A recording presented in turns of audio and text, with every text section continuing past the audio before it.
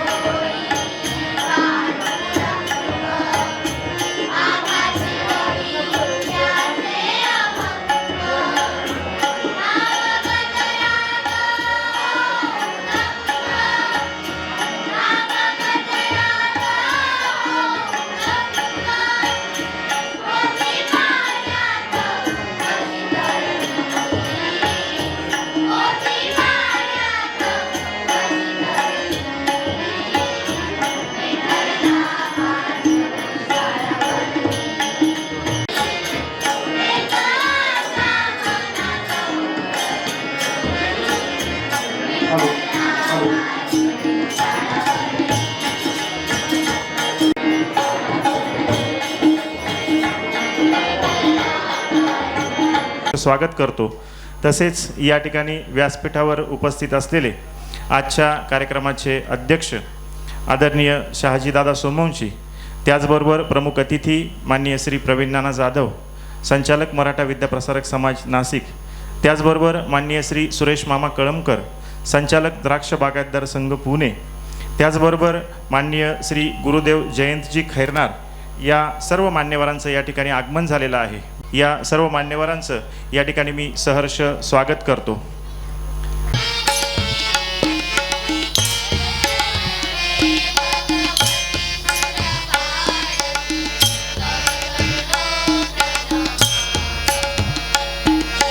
या ठिकाणी आपण कार्यक्रमाला सुरुवात करणार आहोत. तत्पूर्वी मंदिर व मंदिर परिसरामध्ये उपस्थित असलेल्या सर्व श्रोतू वर्गाला मी विनंती करतो की आपण कृपया मंदिरामध्ये येऊन आसनस्थ व्हावं. लगेचच या ठिकाणी आजच्या आपल्या या व्याख्यानाला सुरुवात होणार आहे. त्यामुळे मंदिर आणि मंदिर परिसरामध्ये उपस्थित असलेले मोहाडी ग्रामस्थ, पंचक्रोशीतील सर्व ग्रामस्थ व श्रोतू वर्गाला विनंती आहे की आपण कृपया मंदिरामध्ये येऊन आसनस्थ व्हावं.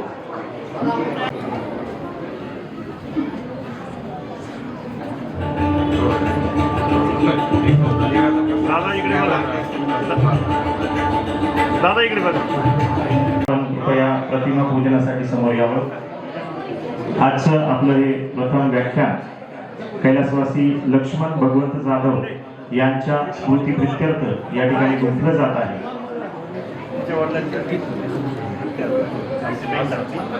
ज्यांच्या नावे या फाउंडेशनची स्थापना झाली ते कैलासवासी कर्मवीर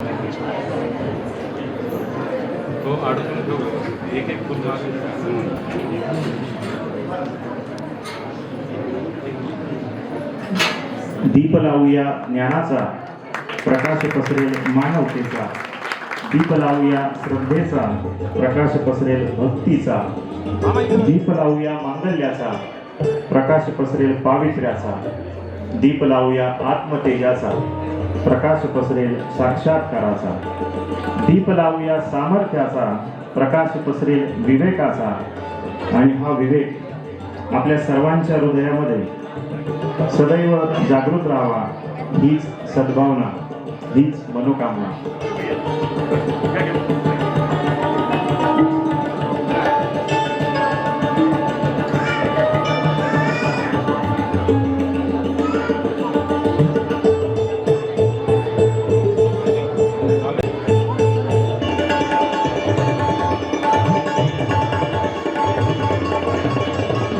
ईश्वरा दे प्रकाशदान व कर्मयोगी कैलासवासी एकनाथभाऊ जाधव फाउंडेशन यांच्या संयुक्त विद्यमाने आयोजित श्री अष्टबाहू गोपालकृष्ण प्रबोधन व्याख्यानमाला 2025 वर्ष 70वे आजच्या या व्याख्यानमालेचं पहिलं पुष्प गुंफण्यासाठी आपल्यामध्ये विधान परिषदेचे आमदार आदरणीय सत्यजित दादा तांबे या ठिकाणी उपस्थित आहेत.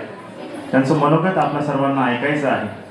तत्पूर्वी ही जी व्याख्यानमाला आहे, दादा या व्याख्यानमालेची स्थापना 1956 साली परमपूज्य पांडुरंग शास्त्री आठवले यांच्या हस्ते या व्याख्यानमालेची मुहूर्तमेढ रोवली गेली.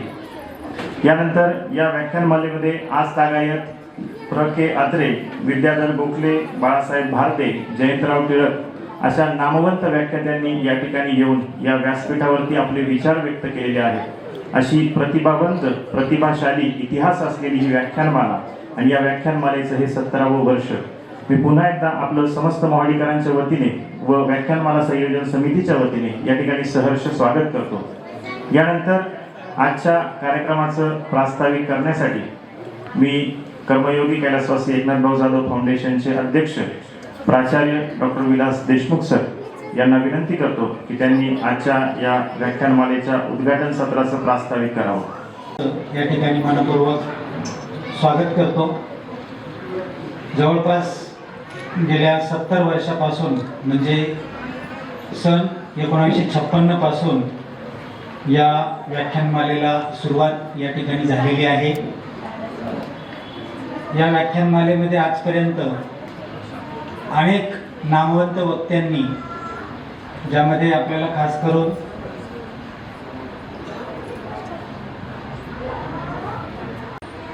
पांडुरंग शास्त्री आठवले, बाळासाहेब भारते अशी कितीतरी नावं त्या ठिकाणी घेता येतील.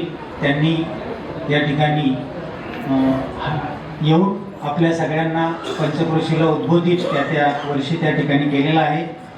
अशा ह्या नामवंत व्याख्यानमालेच्या या 70व्या वर्षी, जी आज 2 ऑगस्ट 2025 पासून तर 8 ऑगस्ट 2025 पर्यंत या ठिकाणी हा ज्ञानयज्ञ सुरू राहणार आहे, अशा ह्या व्याख्यानमालेला आज या उद्घाटन प्रसंगी उपस्थित असणारे आपल्या सर्वांचे या नाशिक विभागाचे पदवीधर मतदारसंघाचे विधान परिषद सदस्य आदरणीय सत्यजित दादा तांबे थोड्याच वेळात 2 मिनिटात या ठिकाणी या कार्यक्रमासाठी येणारे आणि सोशल मीडियावर आपली एक वेगळी ओळख निर्माण करणारे वर्ध्याचे फिनिक्स अकॅडमीचे संचालक कराळे सर, या आजच्या या उद्घाटन सत्राच्या कार्यक्रमाचे अध्यक्ष, आमचे मार्गदर्शक आणि कागद सहकारी साखर कारखान्याचे संचालक आदरणीय नंदूदादा सोमवंशी, या ठिकाणी प्रमुख अतिथी म्हणून उपस्थित असणारे आमचे मार्गदर्शक आणि मराठा विद्याप्रसारक संस्थेचे संचालक, माजी जिल्हा परिषद सदस्य तथा शिवसेनेचे गटनेते आदरणीय प्रवीण नाना जाधव, द्राक्ष बागायतदार संघाचे संचालक आमचे मार्गदर्शक आदरणीय सुरेश मामा कळमकर, त्याचबरोबर या गावच्या प्रथम नागरिक आशाताई, सरपंच आशाताई लहानगे, उपसरपंच भाग्यश्रीताई जाधव, जिल्हा परिषदेच्या माजी उपाध्यक्षा आणि आपल्या गावच्या माहेरवासिनी, ज्यांच्या स्मृतिप्रित्यर्थ आजचं हे पुष्प गुंफलं जाणार आहे, ते कैलासवासी लक्ष्मण भगवंत जाधव यांच्या कन्या मंजिरीताई कुंदे उर्फ आशाताई जाधव. त्याचबरोबर आमच्या सगळ्यांच्या मार्गदर्शनाला आणि आमच्या सगळ्यांच्या निमंत्रणाला मान देऊन या ठिकाणी खास करून उपस्थित झालेले डॉक्टर अश्विन कुमार मोरे, या ट्रस्टचे अध्यक्ष आदरणीय उत्तम काका जाधव, उपस्थित सर्वच मान्यवर, पंचक्रोशीतून आलेले, वेगवेगळ्या गावातून आलेले सर्व सरपंच, विविध शाखांचे मुख्याध्यापक, सेवक वर्ग, शिक्षकवृंद आणि विद्यार्थी मित्रांनो, खरं तर हा जो ज्ञानयज्ञ आहे, जो गेल्या 70 वर्षापासून चालू आहे, हा का चालवायचा आणि याच्यातून काय उद्देश सफल करायचा, असे अनेक प्रश्न आमच्यासारख्या संयोजकांना त्या ठिकाणी पडतात. एक समज निर्माण झाली पाहिजे सार्वजनिकदृष्ट्या सामाजिक अभिसरणाची प्रक्रिया जी जाती अंताच्या लढाईमध्ये पुढे जाईल, जिथे धर्म आणि जात ही ओळख न राहता प्रत्येकजण माणसाप्रमाणे वागेल, तर अशा पद्धतीनं या ठिकाणी सगळ्या गोष्टी होतील का, हा खरं तर या सगळ्या प्रक्रियेचा खरा उद्देश असतो. कारण गाव म्हटलं की गावगाडा येतो आणि या गावगाड्यामध्ये अनेक वेगवेगळ्या प्रकारच्या घटना घडत असतात, वेगवेगळ्या प्रकारचे उत्सव होत असतात आणि ते उत्सव मग कदाचित रामलीलेसारखा उत्सव असेल, सार्वजनिक अनेक उपक्रम असतील, कीर्तनमाला असतील, सप्ताह असतील किंवा अगदी यात्रा उत्सव असेल, बैलगाडा शर्यती असतील, तर हे सगळ्या गोष्टी मानवाला त्याच्या जीवनात सुख, समाधान आणि आनंद मिळवून देण्यासाठी असतात. पण ज्या वेळेस अशा वेगवेगळ्या प्रकारच्या घटनांमध्ये माणसं स्वतःचा इगो आणि अहंकार आडवा येऊन तो आनंद न उपभोगता त्याच्यामध्ये जर संघर्षमय वातावरण तयार करत असतील, तर मला वाटतं अशा प्रकारच्या ज्ञानयज्ञ हा फक्त एक करमणुकीचा भाग त्या ठिकाणी होत असतो, त्याच्यातून कोणत्याही प्रकारचा आउटपुट त्या ठिकाणी निघत नसतो. आणि म्हणून आज ह्या व्याख्यानमालेच्या पहिल्या दिवशी आपण सगळ्यांनी काहीतरी संकल्प केला पाहिजे का मला या सगळ्या प्रक्रियेमधून काहीतरी घेऊन पुढे जायचं आहे, मला ह्या पुढच्या पिढीला काहीतरी देऊन जायचं आहे, जिथे सामाजिक आणि कौटुंबिक सामंजस्य असेल, प्रत्येकाला समजून घेण्याची कला असेल, प्रत्येकाला प्रोत्साहन देण्याचं औदार्य आपल्या प्रत्येकाच्या मनामध्ये त्या ठिकाणी असेल आणि अशी औदार्यपूर्व सामाजिक व्यवस्था जर आपण तयार केली, तर मला वाटतं खऱ्या अर्थाने माणसं कुटुंबात, समाजात, गावात हे गुण्यागोविंदाने वागू शकतात.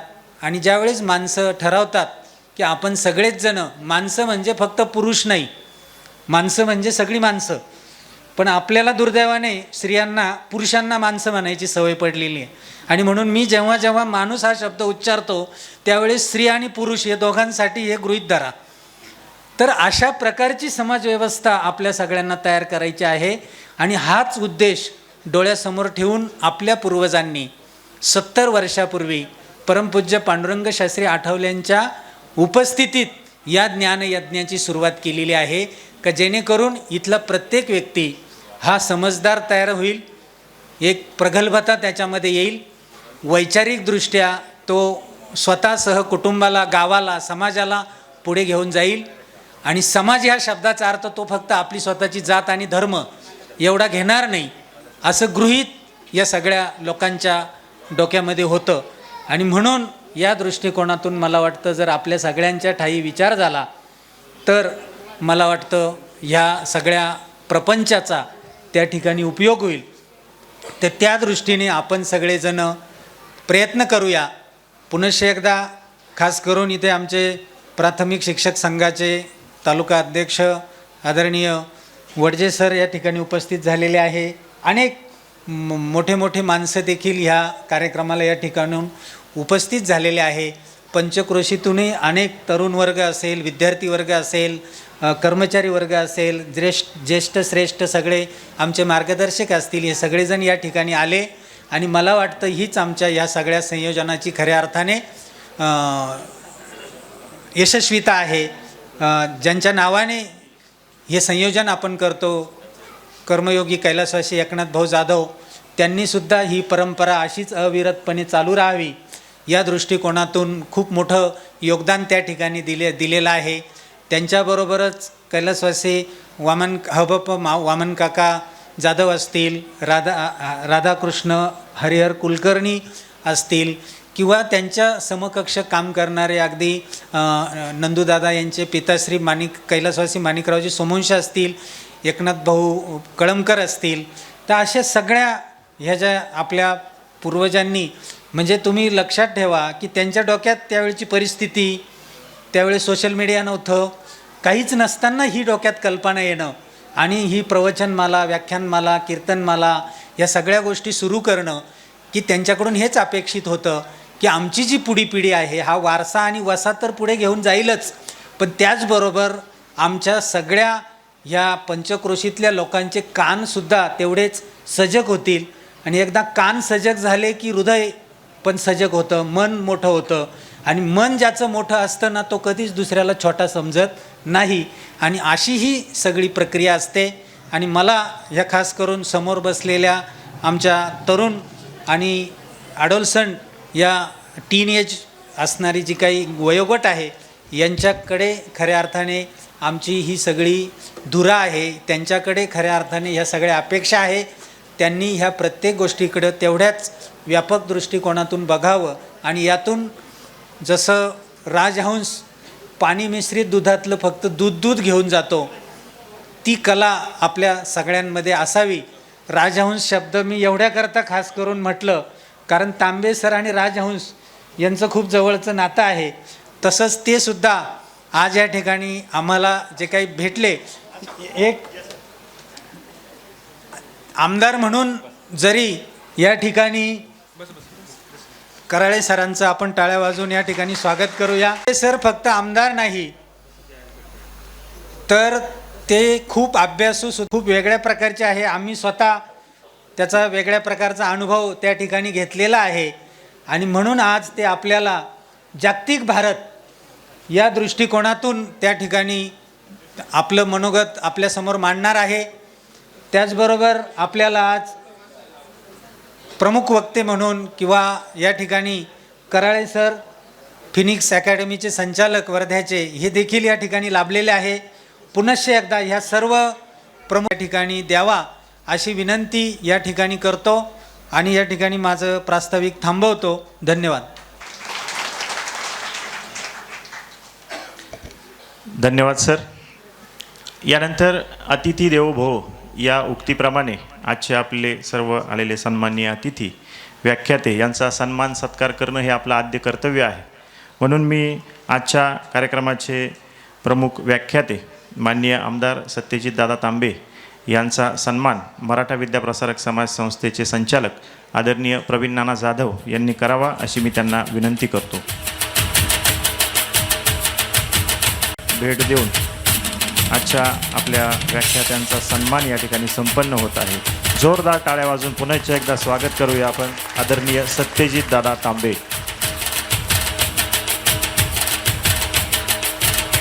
अजून आपण कराळे सरांचं देखील स्वागत करूया.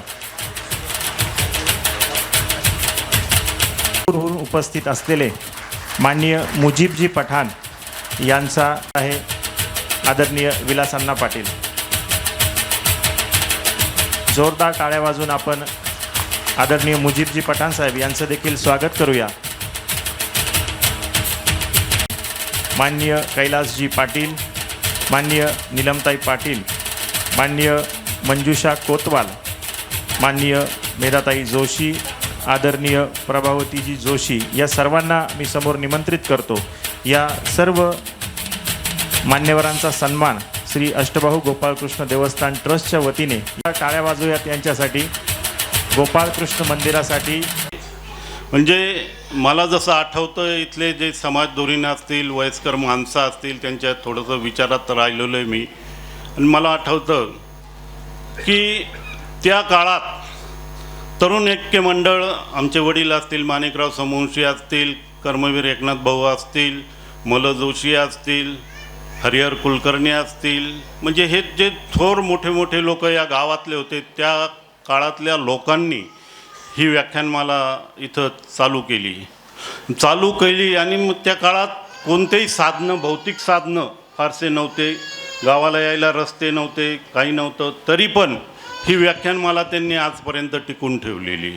मध्ये तिला थोडी गरगर लागली होती, पण मग ते टिकवण्याचं काम राधाकृष्ण अण्णांनी केलं, कुलकर्णी यांनी केलं, हे सुद्धा मला आठवतं. म्हणजे या गावाचा जर इतिहास लिहायचा झाला तर मला वाटतं खूप मोठा पुरोगामित्वाचा वारसा जोपासणारं हे गाव आहे असं मला प्रकर्षानं आमदार महोदयांना, कराळे गुरुजींना सांगावंसं वाटतं. आणि व्याख्यानमालेचा यज्ञ असाच अखंड तेवत राहील. आणि त्यासाठीचं जे सहकार्य असतील ते सहकार्य आमचे मोहाडीतील सर्व बांधव असतील, परिसरातले बांधव असतील, सतत आपल्या उपस्थितीने म्हणा, योगदानानं म्हणा देतच राहतील. आणि एक वैचारिक दृष्टिकोन जोपासणारी ही जी व्याख्यानमाला आहे, ही आपल्या नाशिक जिल्ह्यात जशी आपली सार्वजनिक वाचनालयाची व्याख्यानमाला चालती, ज्यालाही एक पुरातन इतिहास आहे, तसा इतिहास या व्याख्यानमालेला आहे. अनेक मान्यवर इथे येऊन गेलेले, आपला ज्ञानयज्ञ तेवट ठेवून गेलेले, त्या सर्वांना मी वंदन करतो, या समाजधुरीणांना वंदन करतो आणि माझे 2 शब्द संपवितो. जय हिंद, जय महाराष्ट्र. खरं तर अध्यक्षांनी शेवट बोलायचं असतं, पण तो योग आज मला प्रथम दिला, त्याबद्दल आयोजकांचे मी आभार मानतो. धन्यवाद. धन्यवाद दादा. यानंतर महाराष्ट्राच्या विधिमंडळाच्या वरिष्ठ सभागृहामध्ये तरुणांचे प्रश्न घेऊन गेलेलं एक प्रतिनिधित्व, एक तरुण नेतृत्व, ज्यांनी या विधान परिषदेवर निवडून आल्यानंतर फक्त पदवीधरांचेच प्रश्न या विधिमंडळामध्ये मांडले नाहीत, तर मानवाच्या ज्या मूलभूत गरजा आहेत, अन्न, वस्त्र, निवारा, आरोग्य आणि शिक्षण, या सर्व मूलभूत प्रश्नांवरती या विधिमंडळामध्ये प्रश्न उपस्थित करून या सर्व प्रश्नांसाठी पाठपुरावा करून संपूर्ण नाशिक विभाग म्हणजे नाशिक जिल्हा, अहमदनगर, जळगाव, धुळे, नंदुरबार या 5ही जिल्ह्यांमध्ये झंझावात पेरणारं हे व्यक्तिमत्व आदरणीय सत्यजितदादा तांबे आपणा सर्वांना या ठिकाणी संबोधित करतील.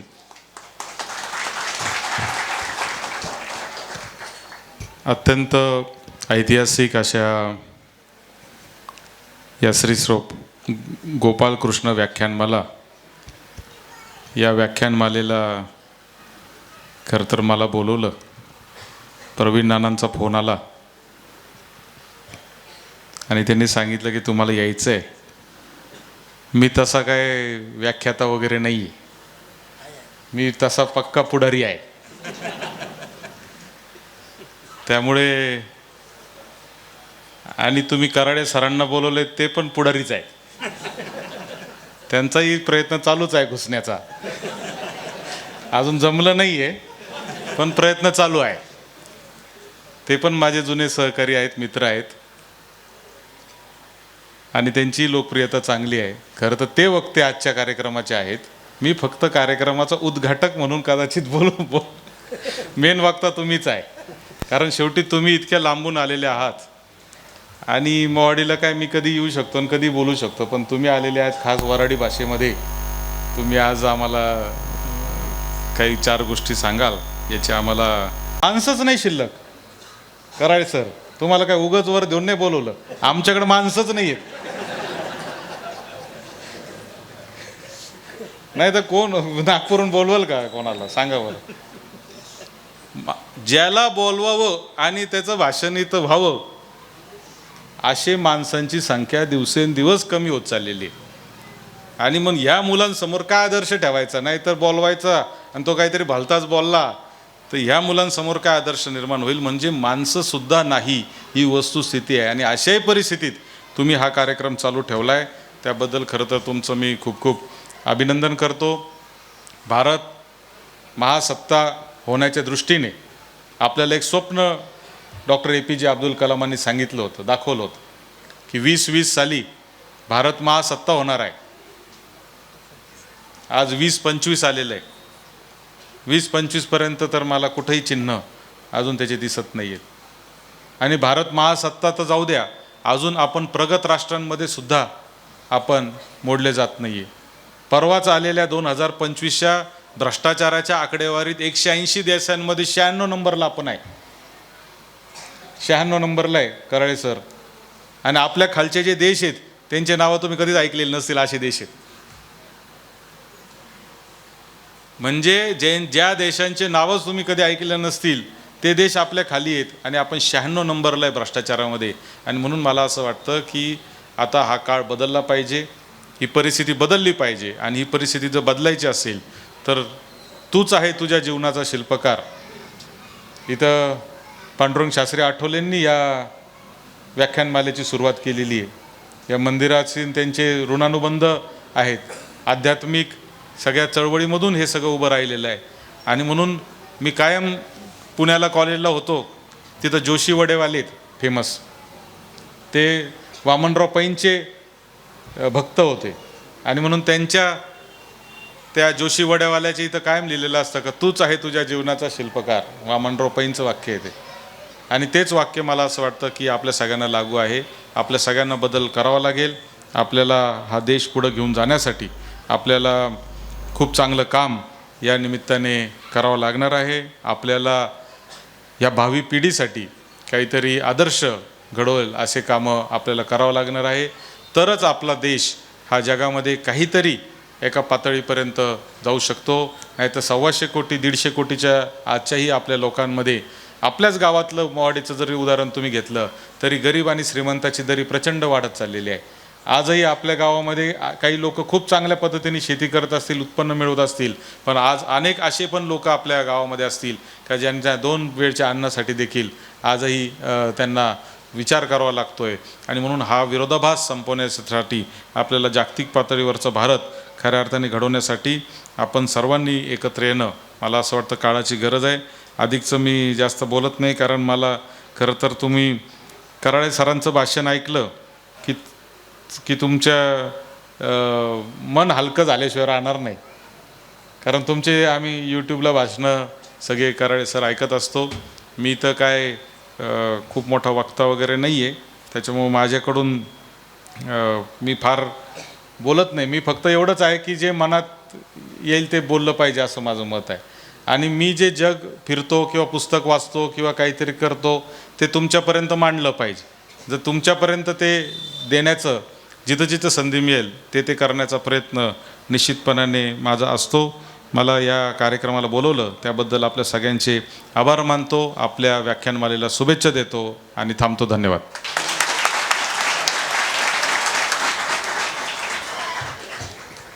धन्यवाद दादा. आपल्यासारखं दूरदृष्टी असलेलं युवा नेतृत्वाच्या हातात जर नेतृत्वाच्या दोऱ्या असतील तर नक्कीच भविष्यात भारत देश हा महासत्ता बनण्याकडे वाटचाल करेल अशी आम्हाला आशा आहे. यानंतर या ठिकाणी या कार्यक्रमामध्ये गेल्या शैक्षणिक वर्षामध्ये 2024-25 या शैक्षणिक वर्षात इयत्ता 10वी, इयत्ता 12वी आणि औद्योगिक प्रशिक्षण संस्था या ठिकाणी प्रथम आणि द्वितीय क्रमांक मिळवलेल्या गुणवंत विद्यार्थ्यांचा सन्मान आजच्या प्रमुख पाहुण्यांच्या हस्ते या ठिकाणी संपन्न होणार आहे. मी सर्वात प्रथम KRT हायस्कूल मोहाडी येथे इयत्ता 10वीमध्ये प्रथम क्रमांकाने उत्तीर्ण झालेली विद्यार्थिनी कुमारी गौरी भाऊसाहेब कळमकर हिचा सन्मान आजच्या कार्यक्रमाचे प्रमुख उद्घाटक आदरणीय सत्यजितदादा तांबे यांच्या हस्ते करावा अशी मी त्यांना विनंती करतो. इयत्ता 10वीमध्ये प्रथम क्रमांकाने उत्तीर्ण झालेली विद्यार्थिनी कुमारी गौरी भाऊसाहेब कळमकर. कुमारी मौले दिव्या ज्ञानेश्वर संपन्न होत आहे. जोरदार टाळ्या वाजवूया आपण दिव्यासाठी. यानंतर साक्षी सुनील. यानंतर द्वितीय क्रमांक हिवाळे शिक्षण संस्था मोहाडी येथे इलेक्ट्रिशियन. जोरदार टाळ्या वाजवूया आदित्यसाठी. घोरपडे याचा सन्मान मंजिरीताई कुंदे यांच्या हस्ते या ठिकाणी संपन्न. बाजीराव शिंदे. त्याचप्रमाणे इयत्ता 10वीला हा विद्यार्थी महाविद्यालयामध्ये तृतीय क्रमांकाने उत्तीर्ण झालेला आहे. जोरदार टाळ्या वाजवूया यशराजसाठी. पुनश्च एकदा यांना या ठिकाणी आपल्या संस्थेबद्दल थोडक्यात मनोगत व्यक्त करायचं आहे. मी त्यांना विनंती करतो की अगदी 5 मिनिटात त्यांनी त्यांचं मनोगत व्यक्त करावं. तत्पूर्वी या ठिकाणी उपस्थित झालेले दिंडोरी महाविद्यालयाचे प्राचार्य आदरणीय डॉक्टर मेदने सर यांचा सन्मान या प्रतिष्ठानचे अध्यक्ष आदरणीय प्राचार्य डॉक्टर विलास देशमुख सर यांनी करावा अशी मी त्यांना विनंती करतो. दिंडोरी महाविद्यालयाचे प्राचार्य आदरणीय डॉक्टर मेदने सर यांचा सत्कार या ठिकाणी संपन्न होत आहे. त्यानंतर आपल्याशी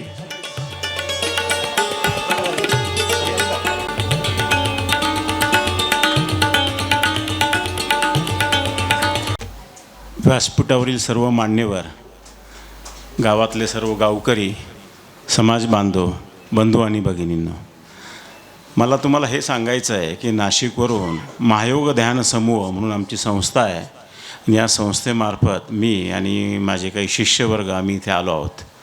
खरं म्हणजे मोहाडी नाशिकच्या फार जवळ आहे. आता माझं वय 61 आहे, पण कधी मोहाडीला येण्याचा प्रसंग आला नाही खरं सांगायचं म्हणजे.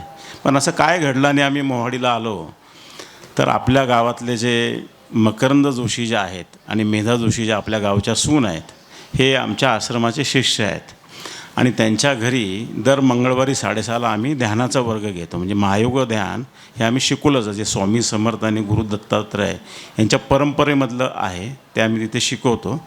दर सोमवारी ज्ञानेश्वरीवरती प्रवचन असतात माझी आणि दर महिन्याच्या दुसऱ्या रविवारी सकाळी 10 वाजता आम्ही ज्या झोपडपट्टीमध्ये ज्या महिला काम करतात, धुणे आणि भांडी करतात, पण ज्या विधवा आहेत, ज्यांची मुलं लहान आहेत आणि ज्यांना संसारामध्ये जेमते 6 ते 7 किंवा 8,000 रुपये मिळतात, तर संसार काय त्याच्यामध्ये चालत नाही आपल्याला माहीत आहे. तर त्यांना आम्ही दर महिन्याला एक किराणाचं किट देतो, ज्याच्यामध्ये रेशनमध्ये जे मिळतात गहू आणि तांदूळ ते न देता रवा, साखर, तूप, डाळी असे इतर साबण अशा वस्तू आम्ही देतो. हेतू असा आहे की त्यांचे मुलं नोकरीला लागेपर्यंत किंवा त्यांचं दुसरं लग्न होणार असेल तर तोपर्यंत त्यांना मदत करावी. आणि आमच्या या ध्यानवर्गामध्ये जे नाशिक, पुणे, मुंबई, भारतातल्या इतर ठिकाणी आणि परदेशामध्ये शिष्य परिवार आहे ते या कामाला डोनेशन देत असतात. आमच्या संस्थेचं काय वैशिष्ट्य आहे की माणसामध्ये पूर्णपणे बदल घडवून आणणे हे त्याचं उद्दिष्ट आहे. म्हणजे साधना करून घेणे, सत्संग झाला पाहिजे जेणेकरून आपलं मन जे आहे ते सदैव निर्मल राहील. नाही तर व्हॉट्सअपच्या जमान्यामध्ये आपण दिवसभरामध्ये 2-3 तास व्हॉट्सअपला देतो आणि इतक्या गोष्टी व्हॉट्सअपवर येतात की ते मन सतत विचलित होत असतं. मन आपल्या कामावरती, अभ्यासावरती आणि दैनंदिन जी खरी दिनचर्या त्याच्यावर राहावं अशा अनेक गोष्टींपासून प्रवृत्त करण्याकरता दुसरं काही बनवणारच नाही. एखाद्या ठिकाणी मोबाईलच्या मदरबोर्डची चिप बनत असेल तर ते गाव चिपच बनवून दुसरं काही बनवणारच नाही. प्रत्येक पोरगा 10वा वर्ग नापास जरी असेल तर तो स्किल डेव्हलप आहे. आपल्या इथं सरकार स्किल डेव्हलप चालवते, फक्त कार्यकर्त्याचे पोसाची एक योजना आहे. स्किल डेव्हलपमेंट जे काही आहे तर पोट्ट्याले म्हणते तू येऊ नको, तुही प्रेझेंटी लागन, ठीक आहे, तू या 4,000 1000 मले देजो, 3,000 तू ठेवजो. आणि मस्त स्किल डेव्हलपमेंट प्रोग्राम भारत सरकारचा करोडो रुपयाचा चालू आहे, पण घंट्या एक स्किल डेव्हलप होत नाही त्याच्यातून.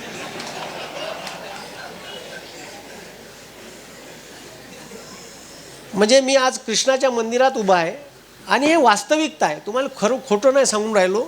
शासनाचे पैसे कितीतरी असे योजनेचे पैसे, किती स्किल डेव्हलप झालं का एखादं क्लस्टर तयार. मी आता पवार साहेबांसोबत मागं याच गोष्टीवर बोललो की साहेब मला चायनाला ते क्लस्टर डेव्हलप त्यानं कसे केले हे पाहासाठी जायचं आहे. तर म्हणे कोण तुम्हाला तिथं गेल्यावर क्लस्टर हे दाखवण, अशी मीडिएटर संस्था आहे का. तर म्हटलं शोधावं लागेल. तर शोधा म्हणे, पण सरकार आपलं नाही आहे. तर मग म्हटलं लावू म्हणे आपण काही जुगाड.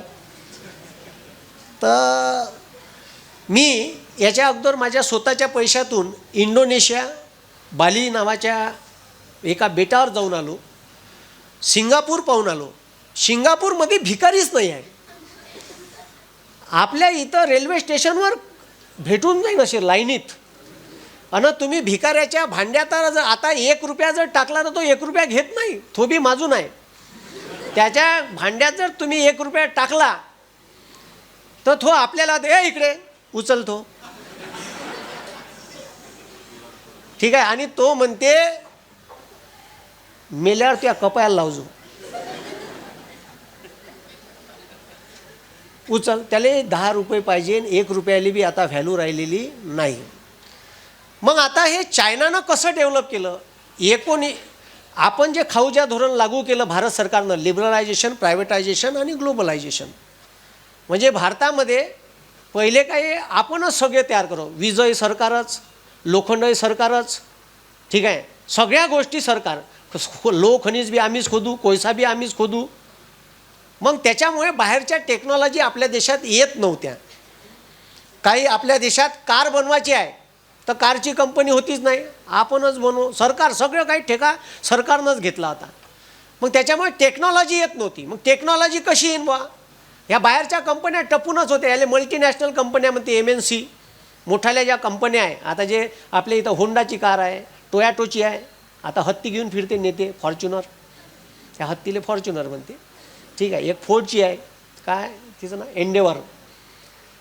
तर हे सगळं ह्या गाड्या कधी आल्या, ह्या 91 नंतर आल्या. मनमोहन सिंगांनी या देशामध्ये लिबरलायझेशन, ग्लोबलायझेशन आणि प्रायव्हेटायझेशन लागू केलं. खूप टीका टिप्पणी झाली त्यावेळेस.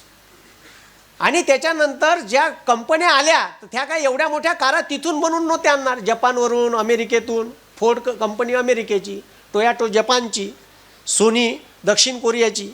तर त्यानं टी व्या बनवायच्या आहेत, इथं कंपन्या टाकल्या. इथं कंपन्या टाकल्यामुळे आपल्या पोट्याला रोजगार भेटला. टी व्ही कशी बनते माहीत पडलं. अरे असं करते का, बरं बरं बरं ठीक आहे. आपले पोट्टे शिकायला लागले, टेक्नॉलॉजी आली. भारत कुठून कुठं आला तर भारतात एक पहिले टॅगलाईन होती, मेड इन इंडिया. ते गाणं होतं, मेड इन इंडिया.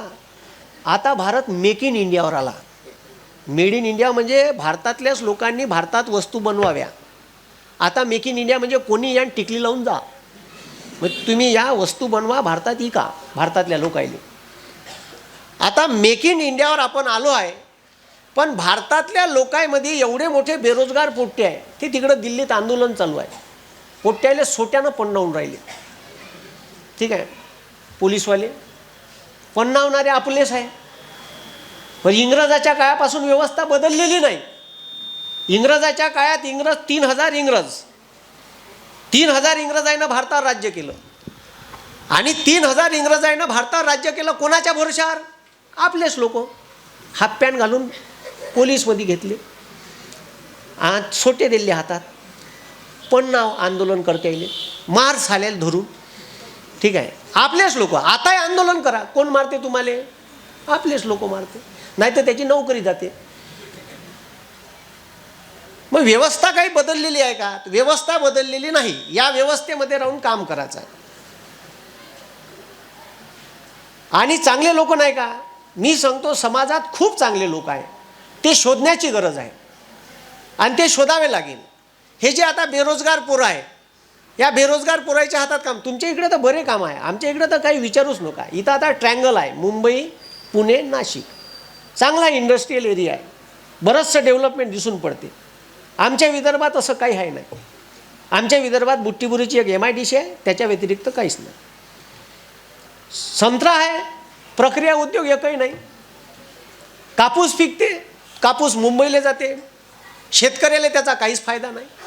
मग जो माल शेतकरी उगून राहिला, एका दाण्याचे 1000 दाणे करणारा एकमेव मायबाप आहे कास्तकार. पण त्या कास्तकाराची बाजू बोलणारा, कास्तकार मोठा झाला पाहिजे, शेतकरी मोठा झाला पाहिजे, तो पैशानं समृद्ध झाला पाहिजे, याच्यावर काम करणारा मला एकमेव माणूस इथं दिसला,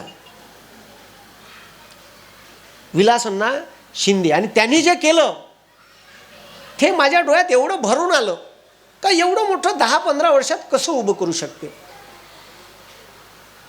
आणि ते शेतकऱ्यासाठी, शेतकरी मोठा झाला पाहिजे याच्यासाठी. आणि हे सगळं पाहून मी दुसऱ्या लोकांना आणून राहिलो. मी माझ्या क्लासचे पोरं घेऊन आलो. कायच्यासाठी का? अबे भविष्यात पहा, आपल्या इकडं असं काही करता येईल का? असं काही उभं करता येईल का? त्या सगळ्या पोरांची व्यवस्था अण्णांनी लावली. आताच महिन्याभराच्या अगोदर येऊन गेलो मी. तेव्हाच अण्णांनी सांगितलं, आमचा ह्या व्याख्यानमालेचा प्रोग्राम आहे, तुम्हाला या लागते. तुम्ही म्हटलं शब्द दिला अण्णाले, मी व्याख्यानमालेला येतो. मग आता हे चायना करू शकते. 1990ले हे जे धोरण आपण 91ले लागू केलं, चायनानं आपल्या 12 वर्ष अगोदर लागू केलं 1979ले. 12 वर्ष अगोदर. तुम्हाला सांगतो, चायना आणि भारत याची 1990ले $300 बिलियन इकॉनॉमी होती. दोघांची सारखी, कुठंही फरक नाही, सारखी. 1990ची गोष्ट. जे 90 पासून बूम गेला चायना, तर चायना आपल्यापेक्षा अजून 30 वर्ष पुढं आहे. किती वर्ष? 30. आपण चायनाचा हात पकडू शकत नाही. चायनाची इकॉनॉमी आता $12 ट्रिलियन घरात आहे. आपण 4 मध्येच घुमत आहे. कायच्यात घुमत आहे? 4. आणि अमेरिका दूरदूरपर्यंत नाही आहे. अमेरिकेची इकॉनॉमी $30 ट्रिलियन घरात आहे, जे आपल्या आवाक्याच्या बाहेर आहे. आणि लोकसंख्या किती? लोकसंख्या किती? भारताची लोकसंख्या 140 कोटी, चायनाची लोकसंख्या 140. लोकसंख्या ही या देशाची ताकद आहे, ही जवान पिढी या देशाची ताकद आहे. पण त्या ताकदीले आपण बरोबर युटिलाइज करू शकून राहिलेलो नाही. आणि चायनानं तेच केलं. त्या पोट्ट्याले स्किल डेव्हलप केलं. बरं, एखादा पोरगा खेळात पुढं आहे तर त्याला जाऊ देते का? तिथंही बी वशिलेबाजी चालते. चालते का नाही? तुम्हीच पहा, एखादा पोरगा चांगला आहे. चायनानं तसं नाही केलं. चायनानं 2008ले बीजिंगले ऑलिम्पिक होतं, तर त्यानं जसं ऑलिम्पिकचं यजमानपद त्याला भेटलं, त्यानं ठरवलं का या ऑलिम्पिकमध्ये 2 देश राहते, अमेरिका रशिया जगात पहिल्या क्रमांकावर. तेच राहते अल्टरनेट दरवर्षी. आपल्या देशात ही गोल्डन अपॉर्च्युनिटी आहे. आपल्याला येणाऱ्या 20 वर्षात असे पोट्टे बनवायचे का आपला देश पहिल्या नंबरवर आला पाहिजे. 20 वर्ष मेहनत केली पोट्ट्यावर, छानू छानू काढले पोट्टे सगळ्याच खेळामधले. स्वतः प्रशिक्षण दिलं, स्वतः स्पोर्ट अकॅडमी उघडल्या गव्हर्नमेंटनं. आणि तुम्हाला सांगतो, बीजिंगले ऑलिम्पिक झालं तर पहिला तर नाही आला, पण दुसरा आला. आता रशियालाही मागं टाकू शकते, अमेरिकेलाही मागू टाकू शकते. आणि ठीक आहे, मागच्या लगातार 3 ऑलिम्पिकमध्ये चायना दुसऱ्या तिसऱ्या नंबरवर राहते. आणि आपल्या याच्यात त्या प्लेयरचे तंगडे कसे ओढून धरायचे. एखादा जर प्लेयर पुढं जात असेल तर हे जे आहे हे राजकीय हस्तक्षेप त्याच्यातला जोपर्यंत कमी होणार नाही, ठीक आहे, तोपर्यंत गोरगरिबाचे इमानदारीनं मेहनत करणाऱ्याचे पोट्टे तिथं जाऊ शकत नाही. कारण खूप वशिलेबाजी चालते. आणि मग भारताला महासत्ता बनवायचे जे स्वप्न आहे, जे APJ अब्दुल कलामांनी पाहिलं होतं, ते खरंच होऊ शकन का? तर अशा परिस्थितीत होऊ शकत नाही. मग चायनानं जे क्लस्टर डेव्हलप केलं, तुम्हाला माहीत आहे, एक फवाऱ्याचा पंप होता पहिले. मी मारो माया वावरात, एक असा हातानं इकडं असा करायला लागे, हे बोकाड दुखे खांद्याचं, हे दुखे. ठीक आहे. आता चायनानं बॅटरीवरचा पंप आणला. तो पंप 2300 रुपयाचा होता तेव्हा. चायना 1700 रुपयाचा बॅटरीवरचा पंप विकते. बस आता असंच करायचं काम आहे. आता जेव्हा भारतात 1700चा बॅटरीवरचा पंप भेटून राहिला, तो चायनातून किती रुपयाचा निघाला असेल? किती रुपयाचा तुम्ही विचार करा. म्हणजे बिना हँडलचा पंप, बॅटरीवरचा पंप ते 1700ले भारतात विकून राहिले. आणि त्यानं जगातल्या सगळ्या इकॉनॉमीचा अभ्यास केला. हा भारतातल्या लोकांना का पाहिजे? दिवाळी, सिरीज, 20 रुपयाची सिरीज घे, एका दिवसात बंद झाली तरी चालते, फेक तिकडं. यायले का गणपतीच्या मागं चक्र, ते चक्र आण. त्यानं इथून अभ्यास करून गेले ते का या देशातल्या लोकांना का पाहिजे. ठीक आहे.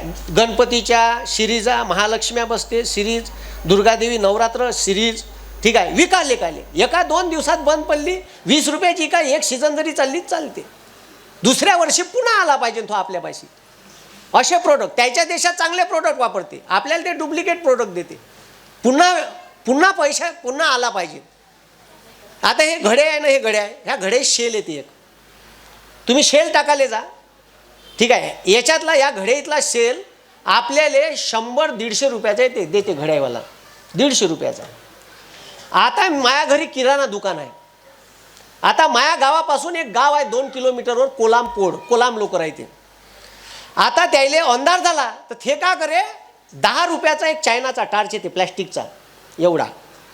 ठीक आहे. त्याला काय माहीत आहे का, त्याला 2 प्लॅस्टिकचे ढोबर आहे असे चिपकवायचे, त्याच्यात 2 बारीक तार, एक LED लाईट, आणि त्याच्यात असे याच्यात जे शेल आहे ते 3 शेल आहे. किती शेल आहे? 10 रुपयात चायना 3 शेल देत आहे, ते प्लॅस्टिकचं ढोबर देत आहे आणि एक LED लाईट देत आहे. आणि याच्यातला किती रुपयाचा विकत आहे दुकानदार? 150चा. तो 150चा नाही आहे, तो 1 रुपयाचाच आहे. कितीचा आहे? 1 रुपयाचा शेल आहे. मला तो वाटते त्याच्यापेक्षा कमी नाही येत असं. एवढी मोठी मार्जिन आहे. हे सगळं चायनानं ओळखलं का भारतातल्या लोकांना का पाहिजे. सारच देणार आहे ते तुम्हाला. चायना, गणपती, ठीक आहे, दुर्गादेवी, जे पाहिजे ते. काही दिवसांनी लेकरही देईन का सगळे जगाला एक्सपोर्ट करून राहिलो ना तुम्ही. ते भारतातले लोक लंबाल्या गोष्टी करते. चायनाच्या मालवर बॅन आणू. का बॅन आणा तुम्ही? तुम्ही मोबाईलशिवाय राहू शकता, तुम्ही विदाऊट चार्जर राहू शकता, तुम्ही लॅपटॉपशिवाय राहू शकता. हे सगळं कुठून येऊन राहिलं? चायनाहून. आपण काहून नाही डेव्हलप करून राहिलो हा प्रश्न आहे. ठीक आहे. म्हणून मी या प्रचाराच्या काळात खूप ठिकाणी फिरलो, खूप काही पाहायला भेटलं. मला महाराष्ट्रात नवीन नवीन गोष्टी खूप काही शिकायला भेटलं. जिथं जिथं चांगलं भेटलं तिथून चांगलं पाहून आलो. या प्रचाराच्या दरम्यान मी तर कोण्या पार्टीत नव्हतो तेव्हा सत्यजित दादांनी मला फोन केला का सर तुम्ही घरी आहे का. नाही म्हटलं हो मी वर्धेलाच आहे. अधिवेशनाला आले होते आणि माझ्या घरी येऊन व्हिजिट दिली त्यांनी. मी कोण्या पक्षात नव्हतो कुठंच नव्हतं, फक्त असं यूट्यूबवर व्हायरल होतो. मला वाटते 2-2.5 वर्ष झाले, 2 वर्ष झाले तर 2 वर्षाच्या अगोदर माझ्या घरी. हां नाही नाही नाही नाही नंतर नाही आलं. मी पदवीधरले उभं होतो ना नागपूर मतदारसंघातून अपक्ष. 8,500 वोटिंग घेतलं अपक्ष मी. 15 दिवसाची तयारी. तर दादा आले माझ्या घरी आणि लोकसभेचा प्रचार करताना मी दादाला फोन केला का मी आता प्रचार करून सगळ्या सभा आटपून मी गावाला चाललो आहे. तर दादा म्हणे मी नाही आहे संगमनेरला, पण घरी आईबाबा आहे. आता मला दादा भाषण देते तर मला कधी कधी विचार येते, मला खूप लवकर राग येते किंवा पटकन ठीक आहे मी टेम्पर होऊन जातो. दादा असं कधीच मला जाणवले नाही. ठीक आहे. आणि थोरात साहेबाचं मी पाहिलं रागच येत नाही. म्हणजे असं काय शिका लागते का ते अजिबातच राग येत नाही. एकदम शांत राहून उत्तरं देतात, शांत राहून बोलतात. मग म्हणे आईबाबा आहे. मग आईबाबांनी मला वाटते त्यांनी नंबर दिला आणि सत्यजित दादांच्या बाबांनी मला कॉल केला. म्हणे कराय सर का. म्हटलं हो. तर मला सत्यजितचा फोन आला म्हणे तुम्ही संगमनेरून जात आहे. म्हटलं हो. तर या म्हणे घरी जेवाची व्यवस्था करतो म्हणे. म्हटलं भूक तर लागली आहे. तर म्हणे का करू म्हणे मटण करू का. मी म्हणलं मटण खाऊ खाऊ बोर झालं, काही घरगुती करा. तर म्हणलं आंब्याचा रस करा. मीच म्हणलं मस्त हापूस आंब्याचा रस केला. आम्ही 5-6 जण होतो. मस्त जेवलो. आई म्हणे दादाच्या आई म्हणे सैनिक युद्धावरून आल्यासारखं वाटून राहिलं म्हणे. कारण 100-110 सभा घेतल्या त्या जवळपास महाराष्ट्रात. आणि घरचं जेवण भेटल्यावर आनंदी झालो आणि मग तिथून निघालो. म्हणजे त्याचे वडील बहुतेक 3 वेळा आमदार राहिले, आई नगराध्यक्ष. एवढं हे सगळं असताना एकदम मातीवरचे माणसं, एकदम म्हणजे काही नेतेपणाचा ठीक आहे हाव नाही भाव नाही असं ॲज इट इज माझ्यासारख्या एकदम सामान्य माणसाला बोलावलं, जेवण करून जा, इथून जात आहे तर जेवण करून जा. हे जे आदरातिथ्य आहे हे त्याच्याकडून शिकण्यासारखं आहे. आणि ही माणुसकी आता माणसातली संपत चालली. आणि म्हणून मी सकाळी शाळेत जे भाषण दिलं का सारे लोक येईन आणि सारे लोक तुम्हाला सांगून देईन डॉक्टर बन, IAS बन, IPS बन, मोठा नेता बन, पुढारी बन, इंजिनियर बन, डॉक्टर बन, पण सालं कोणीच सांगत नाही माणूस बन.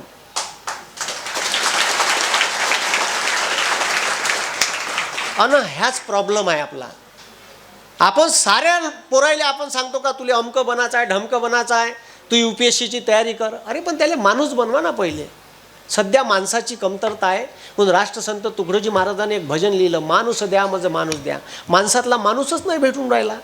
ॲक्सिडेंट झाला रस्त्यावर तर ह्या उतरते रपकन कॅमेरा चालून व्हिडिओ शूटिंग करते, पण त्याला असं वाटत नाही का या माणसाला गाडीत टाकाव आणि दवाखान्यात न्याव. मी माझ्या समोर घडलेले ॲक्सिडेंट पाहिले आहे. ॲक्सिडेंट झाला, पोट्टे शूटिंग करून राहिले, 2 तर कारवाले उतरले आणि ते शूटिंग करायला लागले. रक्ताच्या थरव्यात पडलेले 2 माणसं आहे.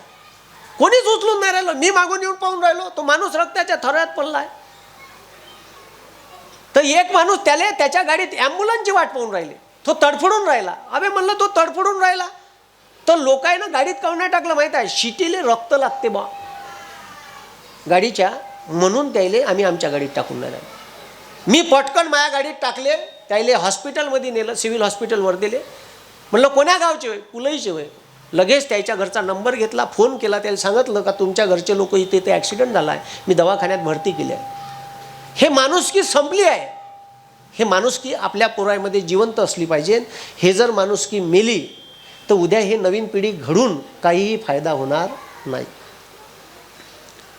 म्हणून हे जे आता दादांनी सांगितलं का विधिमंडळात कुस्त्या होते, ठीक आहे, कोणी रमी खेळत राहते, म्हणजे आता त्याला जे मंत्रालय भेटलं आहे ते खूप चांगलं भेटलं. म्हणजे आता ते बिंदास खेळू शकते. ठीक आहे, म्हणजे आभार मानायला पाहिजे आपण शासनाचे, आभार मानायला पाहिजे महाराष्ट्र शासनाचे का त्यांनी जे मंत्रालय दिलं ते पाहून दिलं. आणि तपासून दिलं. आणि खूप चांगली गोष्ट झाली का आता ते कोणताही गेम खेळू शकते. आणि ज्यांना कृषी मंत्रीपद भेटलं तर त्यांनी थोडंसं जपून राहावं, कारण ज्यांच्याकडे कृषी मंत्रीपद आलाय त्याचा बँड वाजला आहे. मग ते धनंजय मुंडे असो का तिकडं अब्दुल सत्तार असो का हे असो, ठीक आहे. त्याच्यामुळे कृषी मंत्री पद सांभाळणं इतकं साधं गोष्ट महाराष्ट्रात तरी नाही आहे. आणि शेतकरी कर्जमाफी मागते तर त्याला कर्जमाफीची गरज बी नाही. तुम्ही त्याच्या मालाला भाव द्या, त्याचा साधा मुद्दा आहे. तो तुमच्या डाट्यात वीज माफ करा असं बी म्हणणार नाही का वीज माफ करून द्या. प्रश्न आहे का शेतकऱ्याच्या मालाला एकमेव माणूस आहे या जगात, एकमेव या बंद्या जगात का ज्याले त्याच्या मालाचे भाव ठरवता येत नाही. MSP ठरवते, मिनिमम सपोर्ट प्राईस. काऊन? आमच्या मालाचे भाव आम्ही नाही ठरवू शकत. कोण ठरवण? तर सरकार ठरवण. बरं, मिनिमम सपोर्ट प्राईस ठरवल्यावर, हमी भाव ठरवल्यावर मग खरेदी कोण करण? मार्केटमध्ये जर त्याचा भाव तर नाफेड करण. कापूस कोण करण? तर CCI करण. मग खरेदी करणारी व्यवस्था म्हणते हात वर तर करते, आमच्यापाशी बारदाना नाही आहे. मग चोट्टेव कायले केली तयार? बारदाना म्हणजे बारदाना नाही आहे, कारणं पाहत यायची.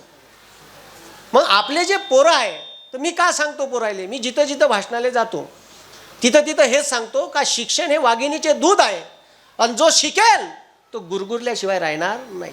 तुमच्यावर अन्याय झाला, अत्याचार झाला तर आपल्या पोरायनं तो आवाज उचलला पाहिजे. आणि जर तुमचे पोरं अन्याय अत्याचार झाला तर आवाज उचलत नसत तर ते डिग्री करून काही फायदा नाही. त्या डिग्रीची पुंगई करा, बाकी मी सांगणार नाही पुढं का करायचं, ठीक आहे. काय फायदा?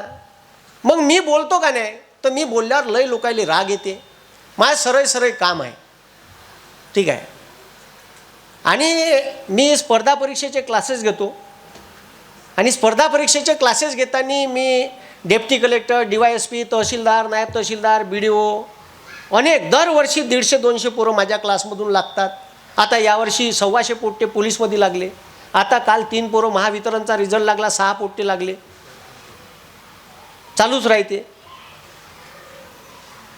आता हे जे मुलं मुली इथं बसले आहे, तुम्ही इमानदारीनं तुमच्या कामावर प्रेम करा. तुम्ही जर कामावर प्रेम केलं तर एक ना एक दिवस तुम्हाला यश भेटते. आणि मी ओरिजिनॅलिटी माझी सोडली नाही, ठीक आहे. ओरिजिनॅलिटी सोडली नाही म्हणजे मी भाषा सोडली नाही. यूट्यूबवर लागन तेवढे लोक तुम्हाला ज्ञान देणारे भेटन, पण तुम्ही त्याचा व्हिडिओ लगेच स्किप करता. काहून? तर बोर मारते. माझा व्हिडिओ काहून पाहते? तर मी वराडी भाषा जे ओरिजिनल आहे ते सोडली नाही. आता शिक्षक म्हणजे काय? मला तुला घाल कुत्र्याला, ठीक आहे. तो असा बिलकुल सोफिस्टिकेटेड स्टँडर्ड भाषेत बोलला पाहिजे. त्याला तुम्ही शिक्षकाच्या अशा लाईनीत उभे करता. शिक्षक असा असायलाच पाहिजे. पण तो जर गावरानी बोलला, अरे भाऊ गावरानी गावरानी आहे, कॉकरेल कॉकरेल आहे, बॉयलर बॉयलर आहे. गावरानीची मजा कॉकरेल बॉयलरमध्ये नाही येत. कशी येईन का? आता पाहुणे आला घरी तर म्हणते का तू बॉयलर काप? तू काय म्हणते? गावरानी पाय म्हणते का दो गावात असून तू मोहाची आहे, हाय का नाही? इंग्लिश आहे. आणि समाजात खूप लोक आहे, तुम्हाला सांगतो, असे लोक आहे समाजात.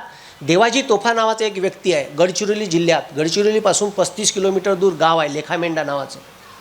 कसा असायला पाहिजे मग? एवढीच हाईट आहे, एवढीच, पायात चप्पल नाही घालत, आपलं मयकं मुयकं धोतर.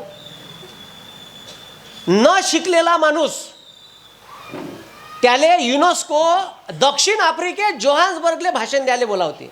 तो गोंडीत भाषण देते आणि इकडे एक बाजूला पट्टा राहते, तो इंग्लिशमध्ये ट्रान्सलेट करून सांगते. बरं का केलं असं त्या माणसानं? छटाक बरंच आहे, एवढीशीच हाईट आहे, मूर्ती लहान पण कीर्ती महान. का केलं त्या माणसानं माहीत आहे?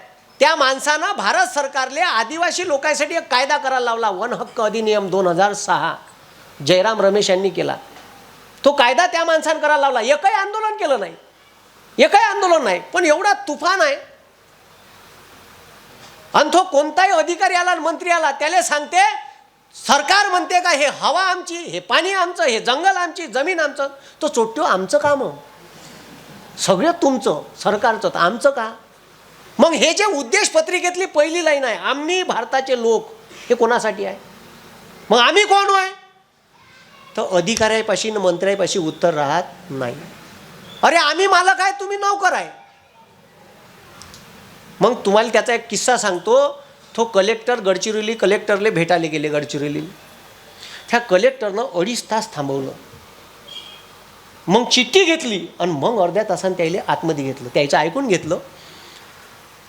आणि मग महिन्याभरानं कलेक्टर त्याच्या गावले काहीतरी काम होतं तर आलं. ते कलेक्टर 40 लोक घेऊन गावाच्या शिववर उभा राहिला. गाडी अडवली कलेक्टरची. उतरला बॉडीगार्ड. त्याला वाटलं नक्षलवादी होय का कोण होय. लगेच बॉडीगार्ड धावत आला. काहून आडवे झाले? तर म्हणे कोणाची गाडी होय? कलेक्टर साहेबाची होय. कुठं चालले? म्हणे लेखा मेंढाल चालले. तर म्हणे कोणाची परमिशन घेतली? म्हणे तर म्हणे कलेक्टर आहे ते कोणाही गावात जाऊ शकते, त्याला कायले परमिशन पाहिजे? ए भाऊ म्हणे, या गावचा नायक मी आहे, मला चिठ्ठी लिहायची म्हणे आणि मग माझ्या गावात यायचं म्हणे. तू या ऑफिसला घेतं म्हणे चिठ्ठी, तशी मला चिठ्ठी लिहायची, तेव्हा माझ्या गावात पाय ठेवायचं. चल निघ म्हणे लवकर. कलेक्टरले हाकलला शिववरून गावातल्या लोकांना. मग पत्र पाठवलं, मग रितसर परवानगी दिली, तेव्हा कलेक्टर आले. पर्यावरण मंत्रालयाला सुद्धा परवानगी घ्यायला लागली गावात यायची. इतका तुफान माणूस आहे आणि एवढी ताकद एका गावाच्या ग्रामसभेत आहे की त्यानं दाखवून दिली. खतरनाक आहे. त्याच्या गावात मी त्याला भेटायला गेलो तर त्याला म्हटलं तुम्ही का सांगितलं असं व्यवस्थेले?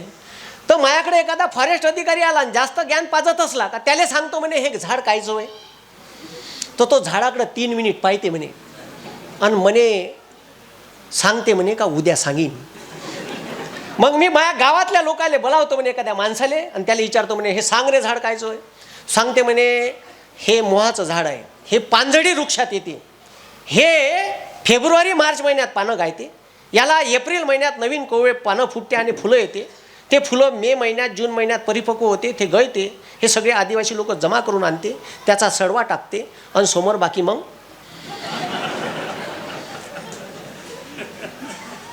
साहेब म्हणे फॉरेस्ट अधिकारी तुम्हाला बनवायला पाहिजे का याले बनवायला पाहिजे? मग तो माणूस म्हणते का गावातला एक माणूस एका युनिव्हर्सिटीच्या बरोबर आहे. त्यानं मला 3 शब्द सांगितले. एका अनफड माणसानं मला 3 शब्द सांगितले, नॉलेज, विलेज और कॉलेज. का म्हणे तो? नॉलेज, विलेज और कॉलेज. जे नॉलेज कॉलेजमध्ये नाही भेटत ते विलेजमध्ये भेटते म्हणे. म्हणून काही दिवसानं जमाना ह्या पुन्हा विलेजकडं गावाकडं वापस येणार आहे म्हणे. आणि तुम्ही त्याचं प्रत्यक्ष प्रॅक्टिकल कोरोनात पाहिलं का नाही? अरे पाहिलं का नाही? आणि मी पुरा शिव फुले शाहू आंबेडकर विचारधारेचा माणूस आहे. मला दादानं माझ्या घरी आल्याबरोबर एक प्रश्न विचारला होता, तुम्ही देवागिवाले मानता का? तर अजून पुन्हा मला कोण प्रश्न विचारला होता, रोहित दादा पवारनं प्रश्न विचारला होता. मी कर्जतले सभा घ्यायला गेलो होतो आणि दिल्लीचे शिक्षण मंत्री आले होते, मनीष सिसोदिया. तिथं रोहित दादानं मला प्रश्न विचारला, तुम्ही एवढे तुफान बोलता, बेधडक बोलता. एका माणसाने एक स्टेटमेंट केलं होतं का जो देव घडवते त्यालाच देव पावत नाही. आणि तो वडर समाजाचा माणूस होता. त्या अंगावर स्टेटमेंट काटे आणून गेलं. कारण देव ते घडवतात ना, त्यालाच कसा नाही पावला अजूनपर्यंत. आणि खूप कॉन्ट्रोवर्सी झाली त्या एका स्टेटमेंटवर. मग समाजात असे समाजासाठी काम करणारे लोक आहे आणि मला भेटत राहते. आता माझ्यावर हमला झाला निवडणुकीच्या वेळेस. एवढ्या लोकांचे फोन आले, सर ह्या कुठं राहतेची म्हणे, सांगा बरं ॲड्रेस. साल्याले गायबच करतो म्हणे. अरे बुवा नाही रे बुवा, म्हटलं आपण संविधान मानणारे लोक आहे, आपण असं करणारं, आपण जर असं झालो तर आपल्यानं त्याच्यात का फरक राहिला? सांगा म्हणे ॲड्रेस सांगा फक्त. एवढे फोन आले. म्हटलं असं काही करायचं नाही, आपण त्या वृत्तीचे माणसं नाही आहे. आपण जेव्हा दाखवायचे हात मागं बांधून आहे याचा अर्थ असा नाही. अहिंसेचा अर्थ असा नाही का आम्ही कायर आहे. गांधीजीचं वाक्य आहे, अहिंसा म्हणजे कायरता नव्हे. म्हणून लोक काही बोलत नाही तर लोकांच्या मनात रोष आहे. आणि हे जे लोक आहेत सत्तेत असणारे, हे तुम्हाला चेक करत असते का तुम्ही खरंच बयाड आहे का, तुम्ही पागल आहे का, तुम्ही गेलेल्या केसेस आहे का, तर हे चेक करत असतात. आणि कोरोनात त्यांनी तुम्हाला 2 वेळा चेक केलं. तुम्हाला दिवे लावायला सांगितले, लावले का नाही लावले. बरं, माई आई रोज एक दिवा लावते तुळशीच्या पुढं, लावते का नाही. माया आईला सांगा नाही लागत, रोज लावते रोज. तरी सगळ्यांना लाईट बंद केले आणि दिवे लावले. बरं, हेच प्रूव्ह खरंच बयाड आहे का, पुन्हा एक वेळा चेक करू. आणि राज्यघटना का म्हणते का भारतातल्या लोकांनी विज्ञाननिष्ठ दृष्टिकोन बाळगावा. का बाळगावा. हां, देव आहे, अध्यात्म आहे, मान्य आहे, पण तुम्ही श्रद्धेची परवानगी दिली, अंधश्रद्धेची नाही. ठीक आहे. मग आता का सांगितलं त्यांनी सांगितलं त्याच्यानंतर टाटं वाजवा. तुम्ही वाजवले, फोडून टाकले घरचे कोपरं गिपरं, वाजवा फोडले का नाही. मग आता या पोराईला काय आदर्श द्यायचा आपण. अरे, छत्रपती शिवाजी महाराजांनी एवढं मोठं स्वराज्य निर्माण केलं. हा, तर का बरं केलं. त्याचं पहिलं कारण आहे का छत्रपती शिवाजी महाराजांनी मरण कायद्याच्या बाहेर काढून ठेवलं होतं, तेव्हा स्वराज्य निर्माण झालं. असं स्वराज्य निर्माण नाही होत. जे लोक मराला भितात, जे लोक बोलायला भितात, ते लोक तिथंच राहतात. छत्रपती शिवाजी महाराजांनी मरण कायद्याच्या बाहेर काढून ठेवलं होतं, तेव्हा स्वराज्य निर्माण होते. असं निर्माणच होऊ शकत नाही. हत्यार दिलेलं आहे, हे फक्त वापराचं आहे. लोक घरी आणतात, संविधानाचं पुस्तक ठेवतात, भारताचे संविधान, त्याच्याकडेच पाहिजे. अरे, पण ते तुझ्या डोक्यातच नाही गेलं ना अजून. ठीक आहे, ते कशासाठी आहे, तुला हक्क का दिले आहे ते माहीतच नाही. मग काय सांगितलं आहे. त्या पुण्यात मी अभ्यास करत होतो, ते एका पाटीवर एक वाक्य लिहिलं होतं, अंधार फार झाला आता दिवा पाहिजे, अंधार फार झाला आता दिवा पाहिजे, पुन्हा एकदा या राष्ट्राला जिजाऊचा शिवबा पाहिजे, पुन्हा एकदा या राष्ट्राला जिजाऊचा. पण तो शिवबा तलवार बिलवार घेऊन असला पाहिजे अशी काही गरज नाही, पण त्याच्या हातात असणाऱ्या पेनाला डॉक्टर बाबासाहेब आंबेडकरांच्या विचाराची धार पाहिजे. ठीक आहे, हे मात्र तेवढं सत्य. आणि म्हणून काही लोक, मी भाषणं देतो किंवा माझ्या कमेंट्स बॉक्समध्ये कमेंट्स करतात, ह्या साला हिंदू विरोधी आहे, देशद्रोही आहे. अबे साल्या, त्याला सांगतो का त्या बापानं जेवढे तीर्थक्षेत्र नसन केले ना, तेवढे माझ्या बापानं केले आहे. सोमनाथपासून जगन्नाथपुरीपर्यंत आणि अमरनाथपासून तर रामेश्वरपर्यंत. माया बाप मला दुकानात ठेवायचा आणि मस्त माय न बाप फिरून यायचे 8-8 दिवस. एवढे म्हणजे 8-8 दिवस मस्त फिरायला जायचे. एवढे देवधर्म केले आहे. माया बाप बी कवा माझा डाऊट घेते, हे पोट्ट असं काऊन निघालं, हे एवढं खुंकार. कधी कधी म्हणते लय बोलतो तू. म्हटलं बाबा, तसंही मसनातच जायचं आहे डंगडंग करत. इथं कोणी अमर गिमर व्हायला आलं का आहे ना. शेंडहून मरण्यापेक्षा बंद करून म्हणायचं. म्हणलं तुम्ही मरणार आहे, मी मरणार आहे, मग बोलून मरू ना. जे चुकीचं आहे त्याला चुकीचं म्हणू, जे खोटं आहे त्याला खोटं म्हणू. पण त्याला भीती वाटते का सालं हे एकटंच आहे, आमचं का होईन. मी म्हणलं तुमची सोय लावून ठेवली आहे मी, तुम्ही काही टेन्शन घेऊ नका. बायको नोकरीवाली आहे, मी मेलो तो आहे, तिच्यावर जगता येते. म्हटलं घरावर कर्ज काढलं आहे, ते म्हणलं माफ होऊन जाईन, 2.5 लाखाचा विमा काढला आहे, तुम्ही काही टेन्शन घेऊ नका. मायबापाला साहजिक आहे, काळजी वाटते. आणि ही जी भाषा आहे, ही भाषा सोडली नाही. आता माय पोट्ट लहानसंच आहे, ठीक आहे ना, हिंदीत बोलते. आणि काही लोक विचारते का सर तुम्ही प्युअर गावरानी आहे, हे पोट्ट हिंदीत कोण बोलते. तर त्या लोकांना सांगतो का माय बायको पुरा इंग्लिश माल आहे, मी गावरानी आहे, पोट्टो कॉकटेल झालं, त्याच्यात का प्रॉब्लेम आहे. आता ते नर्सिंग कॉलेजले लेक्चरर आहे आणि ते आता PhD करत आहे, नेफ्रॉलॉजी का फेफ्रॉलॉजी म्हणते, ते किडनीचा काहीतरी आहे, त्याच्यात ते PhD करत आहे. आता ते इंग्लिश आहे, मी गावरानी आहे. आता ते पोट्ट हिंदी तर ते बरोबर आहे, ते बोलणार आहे, कॉकटेल झालं काम आता, त्याला मी का करणार आहे. तर आणि भाषा खूप सुंदर आहे, म्हणजे भाषा प्रत्येक भाषेची आपापली ओळख. तुमच्या इकडल्या भाषेची ओळख आहे, खानदेशात गेलं का तिकडं ऐरणी बोलते, कोकणात गेलं का मालवणी बोलते, प्रत्येक भाषेची. आणि 14 किलोमीटरवर शब्द बदलत जातात, ठीक आहे. आणि प्रत्येक भाषेची तुमच्या इकडं काही आलं का, आता काही काही मी पंच मारलेले तुम्हाला समजत नाही कारण ते वराडीत असतात, ठीक आहे, पण आवडीनं पाहतात. कोल्हापुरात बेळगावून फोन आला मला एक दिवस, बेळगाव म्हणे सर मी बेळगावून बोलतो, तुमचे व्हिडिओ पाहतो. म्हणलं तुला मराठी समजते बेळगावात? म्हणलं कन्नड नाही. म्हणे मी मराठी भाषिक आहे. काही लोक सुरतहून फोन करतात, सुरतला मराठी भाषिक लोक आहे, तिथून फोन करतात का इथंही आम्ही व्हिडिओ पाहतो, आमच्या इथे एका आता तो फोनवर फोनच करून राहिला, कार्यक्रम आहे पुढच्या महिन्यात या म्हणे तुम्ही सुरतला. म्हटलं किती लोक राहीन कार्यक्रमाला? 5,000 लोक राहीन म्हणे. अरे बापरे, म्हणलं एवढे लोक आहे मराठी? तर हो म्हणे सुरतला प्रचंड लोक मराठी आहे. मग हे ओरिजिनॅलिटी सोडली नाही, ती तशीच ठेवली, भाषा सोडली नाही. मी PSIच्या इंटरव्ह्यूले 4 वेळा इंटरव्ह्यू दिले, प्रिलिम्स पास, मेन्स पास. म्हणजे एखादा माणूस नापास व्हायचं तर किती वेळा व्हायचं, मग त्याची लिमिट, ठीक आहे. इथं जे पोरं आहे कोणी जर नापास झालं अजिबात लाज शरम बायकाची नाही. आणि इथं जे जे लोक आहे त्याला तर मी हे सांगतो का नेत्याकडून एकच गोष्ट शिकण्यासारखी आहे, नेत्याकडून. हा, नेत्याकडून बाकी काही नाही शिकायचं, नेत्याकडून हलकटपणा शिकायचा. अरे काही होऊ द्या ना, तो असा छाती काढून मान काढून तुमच्या समोर पुन्हा हजर राहील, तो आत्महत्या कधीच नाही करणार, आहे का ना दादा. हे शिकण्यासारखं आहे.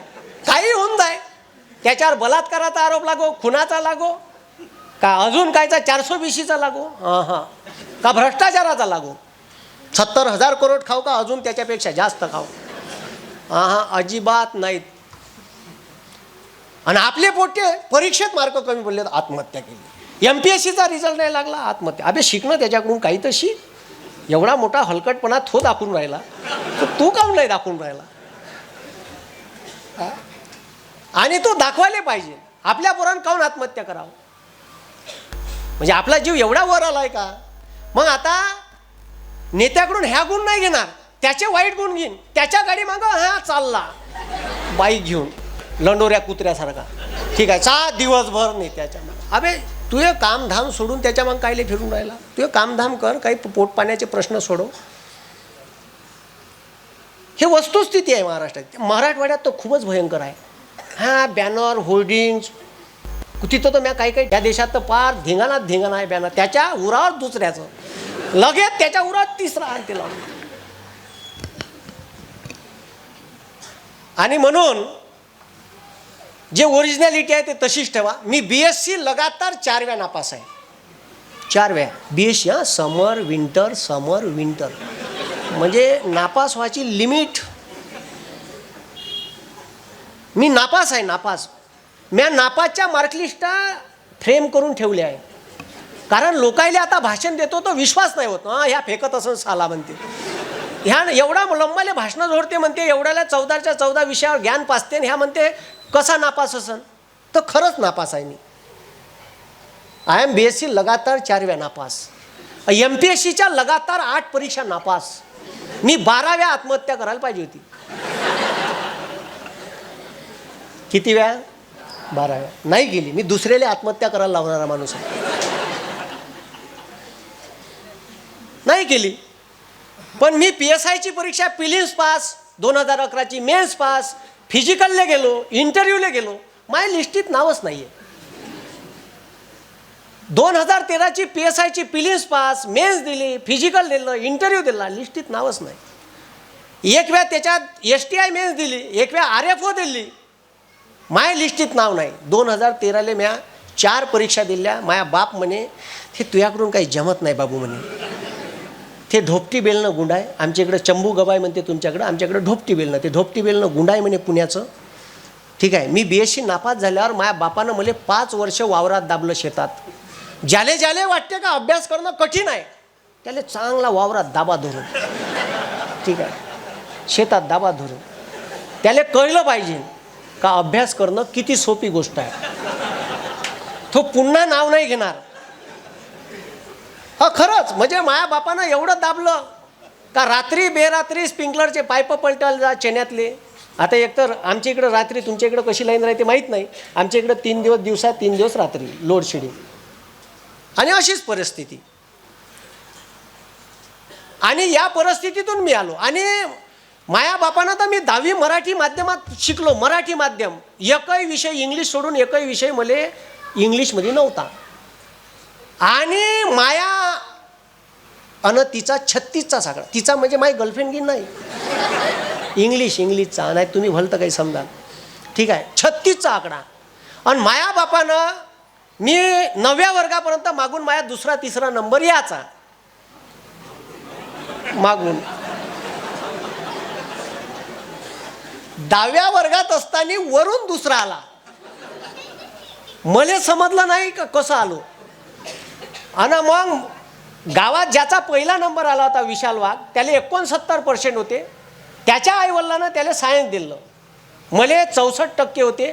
मायबापानं मला नाही विचारलं, मास्तर लोकांना विचारलं का द्यायचं म्हणे. आले हुशार आहे म्हणे नित्याला सायन्स द्या.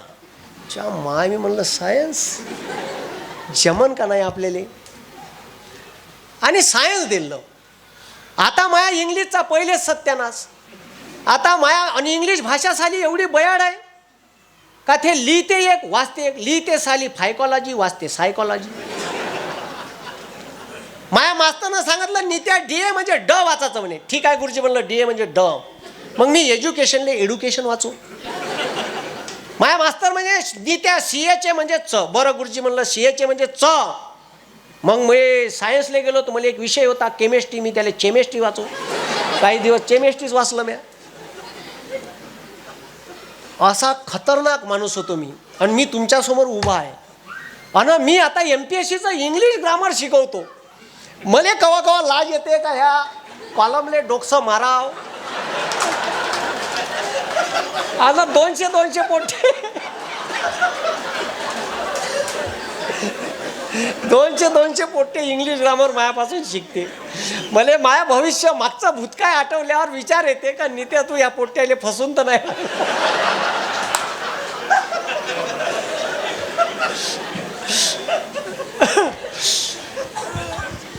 पण मी ते इंग्लिश ग्रामर समजून घेतलं. आता बरेचसे लोक, म्हणजे मी इमानदारीनं खूप अभ्यास केला. आणि मी इमानदारीनं एकाच ठिकाणी अभ्यास केला 12वीत असताना आणि MPSCत असताना. 12वीत याच्यासाठी केला का माझ्या बापानं टाकलं होतं सायन्सले. आणि मी 15 दिवस वर्धेवरून माझ्या गाव 18 किलोमीटरवर आहे मांडवा. विजय दीनानाथ चव्हाण गाव मांडवा, ठीक आहे. आणि तिथून मग मी अपडाऊन करायलो पहिले 15 दिवस. तर आपल्या लालपरीनं अपडाऊन करायचो लालपरीनं. तर तिच्यात बसलो. एक दिवस एक बुडगं माया बाजूला बसलो होतो. ते बुडगं का म्हणे, का रे म्हणे कोणाचा होय म्हणे तू. मी म्हणलं बायकिष्णा करायचा. कुठचा मांडव्याचा होय का म्हणे. मी म्हणलं हो. का करतं मी म्हणे वर्धेत. मी म्हणलं सायन्स करतो. सायन्स करतं का म्हणे. किती % आहे बे म्हणे तुले. मी म्हणलं मला 64 आहे. अबे कायले म्हणे सायन्स घेतलं बे म्हणे बयाड बोंग्या. म्हणे माया गावचं 80% वाला नापास झालं म्हणे. अरे बापा म्हणलं त्याच्या गावचं 80 वाला नापास झालं. नित्या आपल्याला 6 4 10 64% आहे. मला विचारच आला. म्हणलं काही होऊन जाईल नित्या, लय अभ्यास करायचा. आणि बापाच्या इमानदारीनं म्हणलं एक तरी % 10वीपेक्षा जास्त कमवून दाखवायचा. लय अभ्यास केला जी, लय कुतलो, लय कुतू अभ्यास केला. आणि बापाच्या इमानदारीनं मला खरंच 1% जास्त आहे. म्हणजे 10वीत 64 आणि 12वीत 65. आणि असं करून मी कसं तरी पास झालो. आणि हे सांगायचं काहून वाटते का इथं जे पोरं आहे माझ्यासारखे अनेक असं इथं. हे सर आपल्यासारखेच आहे.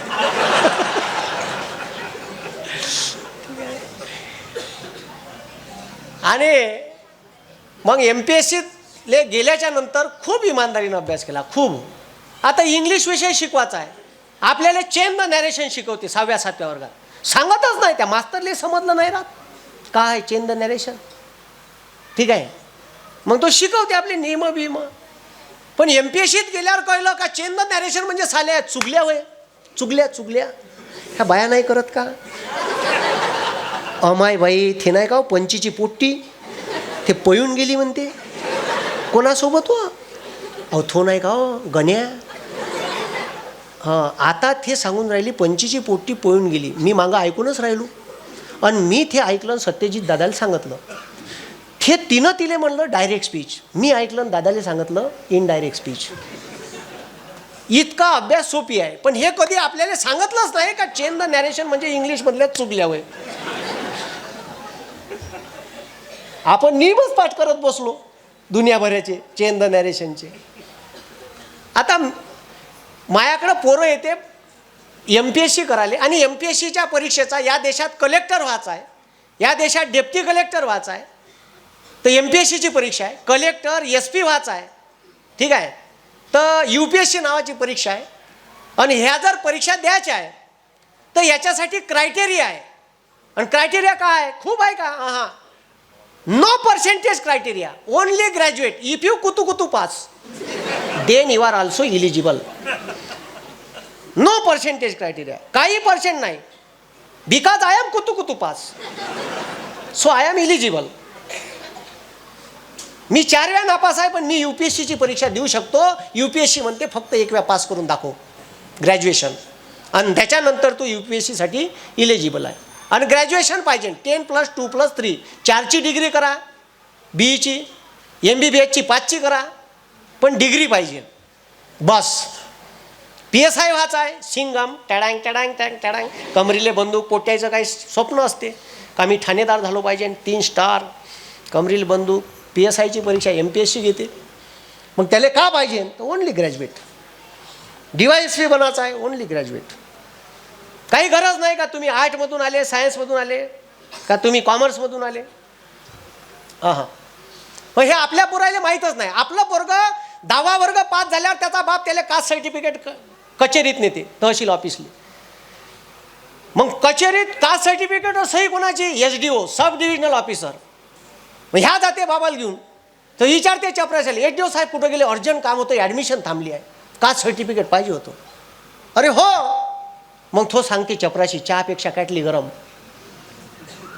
साहेब दौऱ्यावर गेले आहे, कधी येतील? 5 वाजता. ह्या 5 वाजेपर्यंत वाट पाहते. मग साहेबाले पुन्हा जाते, साहेब कधी येतील? साहेब तिकडूनच दौऱ्यावरून घरी गेले. पण आपलं पोट्ट विचार करत नाही का त्या SDOच्या खुर्चीवर बसासाठी कोणती परीक्षा द्या लागते. कोणती परीक्षा दिल्या ना बंद्या जिल्ह्याच्या कास्ट सर्टिफिकेटवर माया सह्या राहील.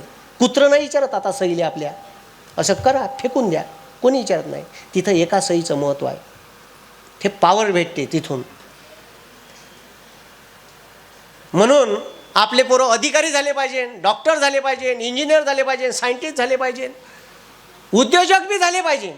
मी तर म्हणतो उद्योजक व्हा, 24 तास खिशात पैसा. नोकरीवाला 10 दिवस पैसे, दूधवाल्याचे दे, पेपरवाल्याचे दे, ट्युशनवाल्याचे दे, याचे दे, त्याचे दे. नोकरी, आणि ती 20 दिवस पाहत राहते उचल्यासारखी त्याची बायको, पैसेच नाही. ठीक आहे, 10 दिवस पैसा राहते नोकरीवाल्या पैसे. माझ्या घरी किराणा दुकान होतं, माझ्या बापाचे दोन्ही खिशे पैसे 500च्या बंडलान भरून राहे. कारण म्या पाहिलं होतं का दुकान असलं का, ठीक आहे, दुकान कायच आहे बिझनेस, 24 तास पैसा. कोणी मागायला आलं मित्रगित्र, ठीक आहे, बायकिष्णा आहे का 10,000, कचकन घे 10,000. शेतकऱ्याला मागा, शेतकऱ्यापाशी तर पीक गेल्यावर 8 दिवसात खतम, 8 दिवस नाही लागत, पहिल्याच दिवशी वाट उठ मोकळं. म्हणून आपले पोरं अधिकारी झाले पाहिजे. ठीक आहे, त्याचं मार्गदर्शन खूप व्हिडिओ टाकल्या यूट्यूबवर, 2,000च्या वर व्हिडिओ असन वेगवेगळ्या विषयावर. आता बरेचसे लोक ऐकत असन. आता मी बऱ्याचशा लोकांना लोकसभेत माहीत पडलो, म्हणजे मी पॉलिटिकल चर्चेत हे लोकसभेनंतर आलो. काही लोक जे स्पर्धा परीक्षेचे विद्यार्थी होते ते पाहत होते, बरेचसे नेते लोक बी पाहत होते. मी पवारसाहेबाच्या भेटीला गेलो एक दिवस, त्या लोकसभा खासदारकीच्या तिकिटीच्याच वेळेस. तेव्हा तिथं आपले हे बसून होते, जितेंद्र आव्हाड साहेब. का रे जितेंद्र म्हणे तू ओळखतं का म्हणे यायले? हो कराय गुरुजी होय म्हणे. म्हणे तू कसा ओळखतं म्हणे? मी म्हणे यायचं व्याख्यान ठेवलं होतं म्हणे गडकरी सभागृहात ठाण्याले. असं का म्हणे? कायसाठी? म्हणे माझ्या वाढदिवसाले कार्यकर्त्यांना बोलावलं होतं म्हणे यायले, बसायला जागा नव्हती म्हणे. हो का म्हणे? तू ओळखतं कसा पण? म्हणे मी यायचे व्हिडिओ पाहत असतो. तर कायच्यासाठी पाहतं म्हणे? तर पॉलिटिकल ॲनालिसिससाठी मी व्हिडिओ पाहत असतो, अभ्यासासाठी. माई छाती फुगली तिथं. म्हणलं बापरे बाप आपले लग्न पण तिकीट नाही भेटली.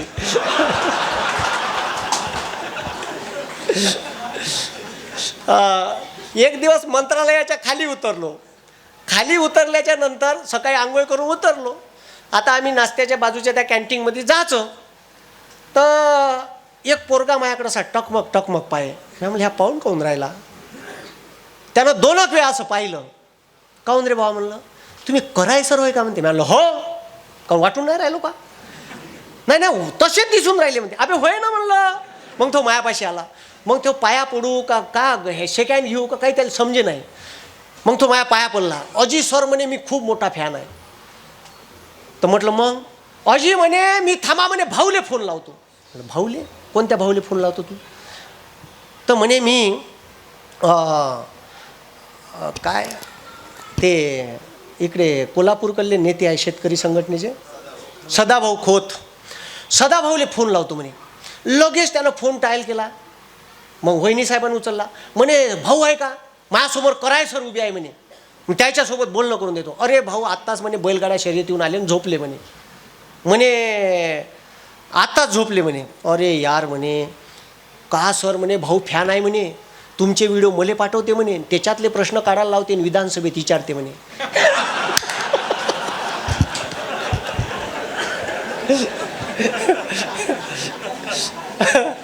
म्हणलं मी आमदार नाही पण माझे प्रश्न विधानसभेत चालले. तर असे अनेक किस्से मग आयुष्यात घडत गेले.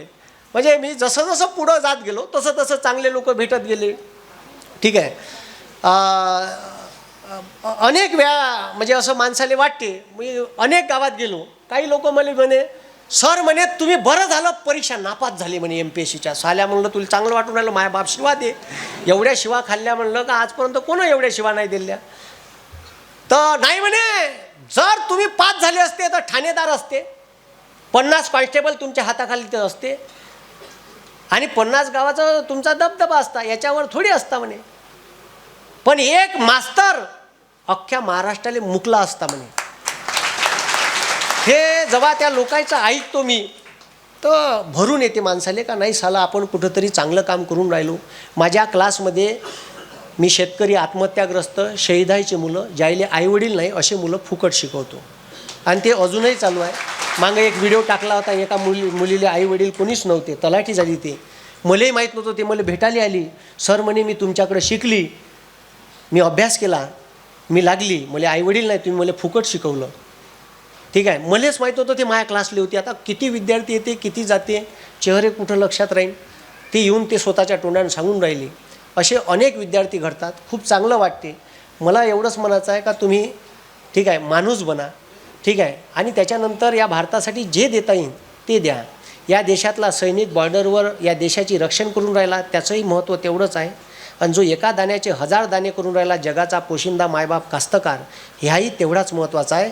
त्यानं जर उगवणं बंद केलं, त्यानं एवढं जरी म्हणलं सरकारले मी मायापुरतंच उगवतो मीच खातो, तर सरकार मेलं उभ्यानं. ठीक आहे. तुम्ही जर म्हणलं फक्त दूध बंद करा, दूध नाशिक पुणे या 3-4 जिल्ह्याचं मुंबईच्या आजूबाजूचे लगेच नाही दुधाचे भाव 5 रुपयानं वाढवण नाही तर काहीच नाही. फक्त शेतकरी एकत्रित नाही आहे आणि म्हणून याचा कोणीही फायदा घेते. म्हणून असे विलास अण्णासारखे लोक तुमच्या गावाच्या बाजूला येऊन एवढं मोठं इन्फ्रास्ट्रक्चर तयार करते, शेतकऱ्यांच्या ठीक आहे भविष्याचा विचार करते आणि काम करते. तर हे गाव आता तुमचं गाव जगाच्या पटलावर गेलं आहे आणि तुमच्या गावाची एक वेगळी ओळख आहे. आता फॉरेनहून लोक ते सह्याद्री फार्म पाहायला येऊन राहिले. मला वाटते का असं आमच्या इकडं मी उभं करू शकलो पाहिजे, माझ्या सहकार्यातून अनेक लोकांना हे उभं केलं पाहिजे. कारण आमच्या इकडं असं काही नाही. जे मी इकडं पाहतो, इकडं मार्केटचा अप्रोच आहे. मुंबईच्या आजूबाजूला एवढे लोक आहे का मुंबईच्या आजूबाजूला 3 करोड लोक आहे. किती करोड? 3 करोड. म्हणजे 2 राज्य बसते महाराष्ट्राचे, देशाचे. आणि हे लोकसंख्या पहा ना. ठीक आहे, तो अमेरिका पहिल्या नंबरवर, लोकसंख्या 35 कोटी. बंद्या युरोपाची लोकसंख्या 20 कोटी. 20 कोटी. बंद्या युरोपाची बंदी लोकसंख्या एका राज्यात बसते, यूपीत. यूपीची लोकसंख्या आता 22-23 कोटीच्या घरात असं. मग आपली लोकसंख्या, आपली ताकद आहे, आपली ताकद आहे. पण हे सरकारनं त्याबाबत आपल्या पोराईसाठी चांगले निर्णय, स्किल डेव्हलप तयार करून, क्लस्टर डेव्हलप तयार करून ह्याच्यासाठी ठीक आहे तयारी करायला पाहिजे असं माझं म्हणणं आहे. मी माझी स्टोरी याच्यासाठी सांगितली का माझ्यासारखे अनेक विद्यार्थी इथं असत. आणि ज्यानं मला पुण्यात आणलं MPSC करायला, तो आता डेप्टी कमिशनर आहे, विशाल वाघ. मी नापास झालो, तो पास झाला. आणि पास काहून झाला त्याचं कारण सांगतो. त्याच्या घरी TV होती. माझ्या घरी किराणा दुकान व्हायच्या अगोदर एक आलू बोंड्याचं हॉटेल होतं. तुम्ही आता त्याला ठीक आहे वडा म्हणता. आमच्या इकडं अजून टेस्टी बनवते ते माझे बाबा म्हणे, त्याला आलू बोंडा म्हणते आमच्या इकडं. ठीक आहे, तर तो पावासोबत नाही खात, नुसता असाच खातो आम्ही मिरच्यासोबत. ठीक आहे, तर तो आलू बोंडा आमचे वडील हॉटेलवर बनवायचे. आमच्या घरी हॉटेल होतं. तो जो विशाल वाघ होता, त्या विशाल वाघच्या घरी ते TV होती, बिलीव्ह इन द बेस्ट असं शेटर होतं तिले, ढोबर, ब्लॅक अँड व्हाईट. आम्हाला काही मॅच पाहायची असेल तर त्याच्या घरी जावं लागे. त्याचे वडील राजकारणी होते, तर त्याच्या घरी चर्चा चालायची, कोण्या सरकारनं पाठिंबा काढला, आता कोण पंतप्रधान बसणार. त्याची आई, त्याचे वडील हे डिस्कशन करायचे. जेवायला बसले का त्याच्या घरी ते डिस्कशन चालायचं. बातम्या पाहायचे. माझ्या घरी TV नाही. माया बाप हॉटेल बंद करून रात्री आला का माया बापाची माया मायची चर्चा चालायची. उद्या आलू बोंड्याचे आलू मांडाचे किती न अद्रक लसण खलबत्त्यात कांडाचं किती. तर आता मी कसं पास होईन. त्याले इंदिरा गांधीची हत्या कशी झाली, राजीव गांधीची हत्या कशी झाली, भारतामध्ये खाऊजा धोरण कसं लागू केलं, ठीक आहे, सरकार कसं पुढं चाललं. त्याचे आई वडील त्याला शाळा सुटल्यावर 1.5 तास पेपर वाचासाठी पाठवे. गावात पेपर आहे चौकात, तो चौकात जाय, तिथं पेपर 1.5 तास वाचे आणि एडिटोरियल संपादकीय लेख वाचायचा. मी पेपर वाटायचो, कारण बसस्टँडवर हॉटेल होतं. पेपरचा गट्टा सकाळी 8:30 वाजता आला, आलू बोंड्याले आलू मांडले का अद्रक लसण काढून दिलं का पेपर उतरवले का माया बाप मसाला करतपर्यंत मी बंद्या गावात पेपर वाटून यायचो. आणि मी पुरवण्या पाहायचो. आणि त्या पुरवण्यात का पाहायचो तर ऐश्वर्या रायले मुलगी झाली, ते सलमान खान सारखी दिसते, विवेक ओबेरॉय सारखी दिसते, अभिषेक बच्चन सारखी दिसते. माया मागं का धंदे. ठीक आहे, 10 वाजले, लोकायले आलूबोंडे सर्व केले, टाईम झाला, 2 आलूबोंडे गुंडाळले, घरी गेलं धावत धावत, अंगावर पाणी घेतलं का शाळेत. असा टाईम टेबल होता. त्याच्यामुळे पेपर वाचण्याचा गंध नाही. पेपर हा डायरेक्ट MPSC शिकायला गेल्यावर समजलं का रोज पेपर वाचा लागते, त्याच्यातले एडिटोरियल वाचा लागते. हे सगळं मी तुम्हाला यूट्यूबवर टाकलं आहे. यूट्यूबवर फिनिक्स अकॅडमी वर्धा नावाचं चॅनल आहे, इंस्टाग्रामवर पेज आहे. ठीक आहे, ते सारे लोक बघतात. यूट्यूबवर बरेचसे लोक तर असे आहे का फुकट पाहते पण सबस्क्राईब नाही करत. हो, त्याच्यावर सगळे दिसते का किती लोक बाहेरचे पाहत आहे, किती लोक भारतातले पाहत आहे. अनसबस्क्राईब लोक 70% आहे जे व्हिडिओ पाहतात. आणि जे प्रसिद्ध आहे त्याच लोकांवर टीका होते. ठीक आहे, म्हणून माझ्यावर टीका टिप्पणी झाली तर मी नेत्याकडून ह्या एक गुण घेतला आहे. ठीक आहे, आणि तो गुण सोडायचा नाही माणसानं. त्याच्यामुळे आपलं पोरगं आता. आणि जर तुमच्या पोराला असं वाटते हे पोरं मोबाईलच्या आहारी गेले आहे, त्याला मोबाईलपासून दूर करायचं आहे, तर त्याला खेळात टाका, तुम्ही स्पोर्टमध्ये टाका. त्याला खेळायला वेळ द्या. पोट्टे बाहेर कंचे खेळत असन, ठीक आहे, बॅटबॉल खेळत असन, फुटबॉल खेळत असन, खेळू द्या. अभ्यास कमी करत असन तर चालन, पण पोराले खेळामधून अपयश पचवण्याची ताकद मिळते. आणि हेच ठीक आहे, हेच चांगली गोष्ट आहे. मित्र भेटते, तो त्याच्या काही मनातली खतखत तो मित्रापाशी शेअर करू शकते. घरात एकटा बसण्यापेक्षा पोरगा खेळायला गेलेला कधीही चांगला. अभ्यास कमी केला तरी चालन मोबाईल पाहण्यापेक्षा. ठीक आहे, म्हणून लक्षात ठेवा का आपले पोरं खेळून सशक्त झाले पाहिजे. मी गावागावात गेल्यावर हे 2 गोष्टी सांगतो का गावात मंदिरं बांधा, पण त्याच्या बाजूले 2 रूमा काढा.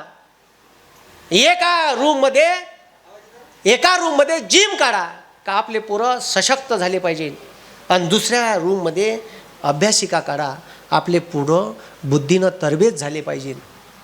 ठीक आहे, सरकार शाळा बंद करायच्या विचारात आहे, समजलं का?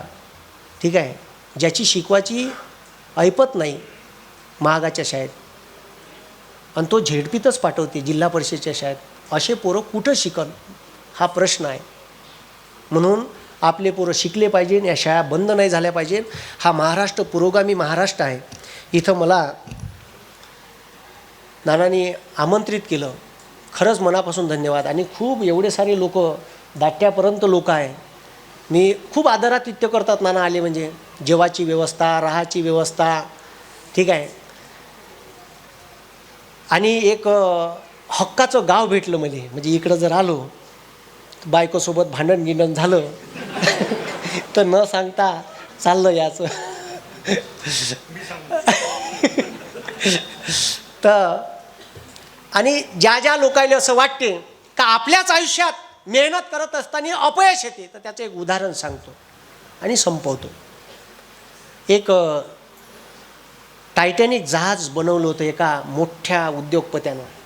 त्या टायटॅनिक जहाजाच्या खालतं त्यानं लिहिलं, कधीही न बुडणारं जहाज. त्याला प्रचंड गर्व होता ते जहाज बनवण्याचा.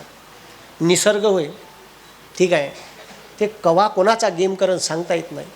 त्यानं लिहिलं अनसिंकेबल सी, ठीक आहे. ते जहाज बनवलं, 15 मजली बिल्डिंग त्या जहाजात, त्याच्यात टेबल टेनिसचं ग्राउंड, सगळं बनवलं. जॉन नावाचा एक माणूस होता इंग्लंडमध्ये, तो शेतकरी होता, त्याला 5 पोरं होते. त्यानं अख्ख्या आयुष्याची कमाई शेतीतली त्याच्या तिकिटा घेण्यात लावून टाकली. 7 तिकिटा घेतल्या, 5 पोट्ट्याच्या, नवरा बायकोची, एकच बायको होती त्याला, अशा 7 तिकिटा घेतल्या. आता 10 एप्रिल 1912 ते जहाज निघणार इंग्लंडवरून अमेरिकेसाठी अटलांटिक महासागरातून. तर 7 तारखेला त्याच्या लहान पोट्ट्याले त्याच्या घरचं कुत्रं डसते, चावते. आता ते कुत्रं चावते, चांगला लोंदा तोडते पोटरीचा. मग ते कुत्रं चावल्यावर त्या पोट्ट्याला येते दुसऱ्या दिवशी ताप. त्याची बायको म्हणते, त्या जहाजात तुम्ही आता सगळ्याले न्यान, ह्या पोट्ट्याले कमी जास्त मेलं तर मी तुमची नड्डी पिचकीन. हे बायको म्हणते, तिकिटा कायले एवढ्या महागाच्या काढल्या, आताच काही गरज होती का? ते जहाज काय बुडणार आहे का? अख्ख्या आयुष्याची कमाई त्या तिकिटात घालवली. म्हणते मी नाही येत, हे पोरगं बिमार आहे, तुम्ही जा म्हणते, हे 4 जण, तुम्ही चालले जा म्हणते 5 जण. तर तो विचार करते का मी तिकडं जहाजात गेलो आणि पोट्ट्याले कमी जास्त इकडं जरी झालं तरी ते आल्यावर जीव घेईन माया, असं जाणं बरोबर नाही. खूप विचार करते तो. आणि ते कुत्रं त्यानंच आणलं राहते. त्याले कुत्र्याचा असा राग येते का याच्यावर झोडपं टाकाव, का याची नड्डी पिचकाव, का याला एंडोसल्फान पाजाव. कुत्र्याले खूप राग येते त्याला कुत्र्याचा, कारण अख्ख्या आयुष्याची कमाई तिकिटात लावली राहते. कमाईच्या पैशातून त्या तिकिटा घेतल्या राहते त्यानं. खूप राग येते त्या कुत्र्याचा त्याला, का करावं ह्या कुत्र्याचं का नाही. त्याची बायको म्हणते मी येत नाही, ह्या पोराले काही सोबत घेत नाही, तुम्ही जा म्हणते, जायचं आहे, त्या तिकिटा वाया नका घालू. पण तो 9 तारखेला डिसिजन घेते संध्याकाळी का आपण जाऊ नाही, कॅन्सल करते, जाऊ दे म्हणते, पैसे पुन्हा कमावू. आणि मग 10 तारखेला जहाज निघते आणि 15 एप्रिल 1912 5 दिवसानं अटलांटिक महासागरात जहाज बुडते. आणि 16 तारखेला बातमी येते 2000 लोक अटलांटिक महासागरात टायटॅनिकमधले बुडून मेले. तो बातमी वाचते आणि पहिले कुत्र्याच्या जवळ जाते, बाबू महा बरं झालं तू डसला, तू जर माया पोराले डसला नसता तर मी जहाजात गेलो असतो आणि या यादीत आता आमच्या 7 जणांचे नाव असते. तू डसला म्हणून आम्ही गेलो नाही, जे होते ते चांगल्यासाठी होते. मी नापास झालो, चांगल्यासाठी झालो. कदाचित माझ्या भविष्यात अजून काही लिहून असेल. मला यावर्षीची तिकीट भेटली नाही, बरं झालं. का घोळ झाला EVM मध्ये, का अजून कायच्यात झाला, का फ्लोटिंग वोटिंग आणले. चांगलं झालं, ठीक आहे, चांगलंच झालं म्हणा लागेल ना. तिकीट नाही भेटली, एक तर मी गरीब माणूस, 3 वर्ष झाले एक घर बांधणं चालू आहे, अजून कंप्लीट नाही झालं. आले पैसे लावत जातो, आले पैसे. म्या जर पैसे त्याचे लावले असते तर माझ्या बायकोनं मला ठेवलं असतं का? ठीक आहे, जे होते ते चांगल्यासाठी होते. कदाचित त्याच्यापेक्षा चांगलं, ठीक आहे, माझ्या आयुष्यात असन. मी PSIची परीक्षा नापास झाल्यावर माझ्या डोक्यात ये, नित्या का PSI बनतं? तू नापास झाला, तुझ्या आयुष्यात DYSP असन, असे 50 PSI तुझ्या हाताखालतं राहील. ठीक आहे, एवढा आशावाद होता मला. म्हणून ठीक आहे, जे होते ते चांगल्यासाठी होते, याच्यात कोणतंही दुमत नाही. त्याच्यामुळे आपल्या आयुष्यात आपल्या पदरी अपयश आलं तर नाराज व्हायचं काम नाही. त्याच्यातून नवीन मार्ग भेटत जातात, नवीन रस्ते भेटत जातात.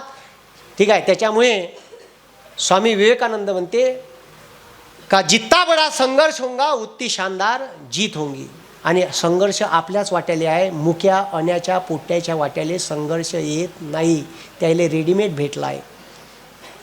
मुक्या अन्या माहीत आहे का तुम्हाला? मुक्या अन्या नाही माहीत? सर्च कर जा, मुक्या अन्या कोण आहे. ठीक आहे, रेडीमेड भेटला आहे. त्याच्यामुळे त्याले संघर्ष, त्याच्या पोट्याले संघर्ष. संघर्ष आपल्या कास्तकाराच्या पोट्याले विचारा, प्रत्येकाचा अलग अलग संघर्ष आहे का नाही? म्हणून माणुसकी जिवंत ठेवा. आणि माणुसकीचं एक उदाहरण सांगतो, राष्ट्रसंत तुकडोजी महाराजाचं, आणि संपवतो. राष्ट्रसंत तुकडोजी महाराजांना कॅन्सर झाला होता. राष्ट्रसंत तुकडोजी महाराज म्हणजे गांधीजींच्या 1942च्या चले जावच्या आंदोलनात एकमेव संत होता. संत कशाले म्हणते? आता आहे चिठ्ठ्या फाडणारे संत, ठीक आहे, चॉपरनं फिरणारे संत आहे. आणि एका भागवत सप्त्याचे, ठीक आहे, किती घेतात तुम्हालाच माहीत आहे, बाकी मी सांगणार नाही. ठीक आहे, पण संत कसा असावा? तर गाडगे महाराजासारखा असावा. पंढरीला जाते आणि एकाही वेळा विठ्ठलाचं दर्शन नाही घेत. मग का करायचे पंढरीला जाऊन गाडगे महाराज? तर जे वारकरी जात होते ते बंद वायवंट चंद्रभागेचं पिवळे फटाक करून टाकायचे सकाळी. ते पिवळे फटाक झालेलं वायवंट कोण साफ करायचे? तर गाडगे महाराजनं त्याचे अनुयायी करायचे. ठीक आहे, म्हणून संत असे असावे. पॉश तिथं हे बांधली, काय म्हणते, वारकऱ्यांना राहण्यासाठी भक्त निवास बांधलं. स्वतःसाठी एकही पैसा खर्च नाही केला. मग तुकडोजी महाराज कोण होते? तर तुकडोजी महाराज हे या देशाच्या स्वातंत्र्य चळवळीच्या वेळेस भारत छोडो आंदोलन चालवत होत. गावागावात जायचे आणि भजन म्हणायचे, भजन संध्या घ्यायचे, आणि त्याच्यातून लोकांच्या मनात स्वातंत्र्याची प्रेरणा पेरायची. आणि काय भजन होतं? तर भजन होतं भक्त सारे बॉम्ब, ठीक आहे, पत्थर सारे बॉम्ब बनेंगे, भक्त बनेगी सेना. म्हणजे हातातले गोटे बॉम्ब बनन, दगड, आणि भक्त बनेगी सेना. गावात प्रवचन कीर्तन केलं तुकडोजी महाराजांना का दुसऱ्या दिवशी इंग्रजाईच्या कचेऱ्यावर गोटमार व्हायची. कितीतरी गावात पोलिसांनं गोळीबार केला. मग त्या गावाच्या नावासमोर आजही लावते, यावली शहीद, आष्टी शहीद, चिमूर शहीद. मग भारत स्वातंत्र्य, जपानले भजन संध्या झाल्या. भारत स्वातंत्र्य झाल्यावर भारताचे पहिले राष्ट्रपती त्यांना भारताच्या राष्ट्रपती भवनात बोलावते का आप भजन संध्या करने के लिए राष्ट्रपती भवन में आओ. तिची भजन संध्या झाल्यावर डॉक्टर राजेंद्र प्रसाद म्हणते आप संत नाही राष्ट्रसंत हो. तेव्हा त्याच्या नावासमोर राष्ट्रसंत हे लिहिणं सुरू झालं. त्यांना मराच्या म्हणजे ऐन आयुष्याच्या शेवट कॅन्सर झाला. आणि कॅन्सर झाला ते गव्हर्नमेंट मेडिकल कॉलेज नागपूरले भरती होते. ते भरती असताना महाराष्ट्राचे मुख्यमंत्री भेटायला गेले त्याला.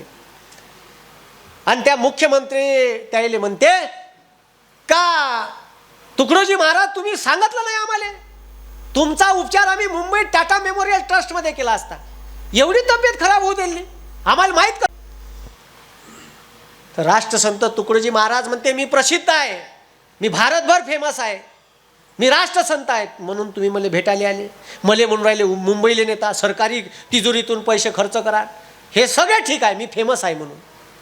पण एखाद्या सामान्य माणसाला कॅन्सर झाला तर त्यानं कुठं या विदर्भात उपचाराला जावं?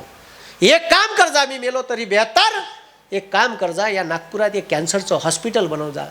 तर राष्ट्रसंत तुकडोजी महाराजांचा मृत्यू झाल्याच्या नंतर महाराष्ट्र शासनानं मेडिकल स्क्वेअरला नागपूरला त्याच्याच नावानं राष्ट्रसंत Tukdoji Maharaj cancer research centre उभं केलं. याला माणुसकी म्हणते. का माणुसकी मराच्या टायमाला जिवंत असली पाहिजे आणि ती माणुसकी आपल्या पोरायमध्ये पेराचं आहे. ठीक आहे. कारण सर्वात मोठा धर्म मानवता आहे. जाती धर्मात आपले पोट्टे वाटल्या गेले नाही पाहिजे. ठीक आहे. भारतात पहिले आपण 15 ऑगस्टले 14 ऑगस्टले प्रॅक्टिस करू करायची ना. हिंदू बनेगा ना मुसलमान बनेगा, इंसान की औलाद आहे तू इंसान बनेगा. आपल्याला माणसं बनवायचे आहे आणि तो माणसाचा कारखाना जगाले भारतानं दिला आहे. ही माणुसकी भारतात पाहायला भेटते. ती कुठंतरी आता 14 पासून खतम होऊन राहिली आणि आपल्यात कोंबड्यासारखे भांडणं चालू आहे. ठीक आहे. कोणी मराठा, कोणी तिकडं ठीक आहे आम्ही धनगर आहे, कोणी तिकडं ओबीसी आहे. ठीक आहे. आपलेच आपल्यात भांडणं लावून देते आणि ते मस्त हात शेकत बसते. ठीक आहे. असं काही करू नका. ठीक आहे.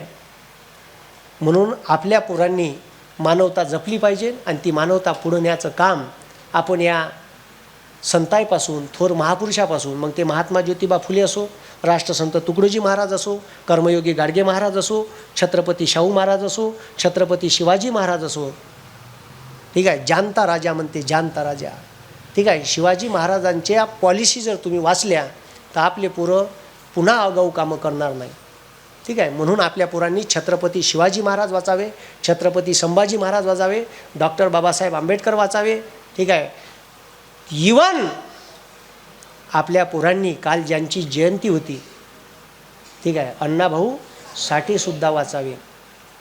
ठीक आहे. अण्णाभाऊ साठेसारखा तर संघर्षच नाही आहे. का एखादं मातंग समाजाचं 1.5 दिवस शाळेत गेलेलं पोरगं एवढ्या मोठ्या कादंबऱ्या लिहू शकते, हे बी इतिहास आहे. ठीक आहे. म्हणून असे लोक वाचा. ठीक आहे. सावित्रीबाई फुले वाचा आणि इथून आपले पोरं घडले पाहिजे.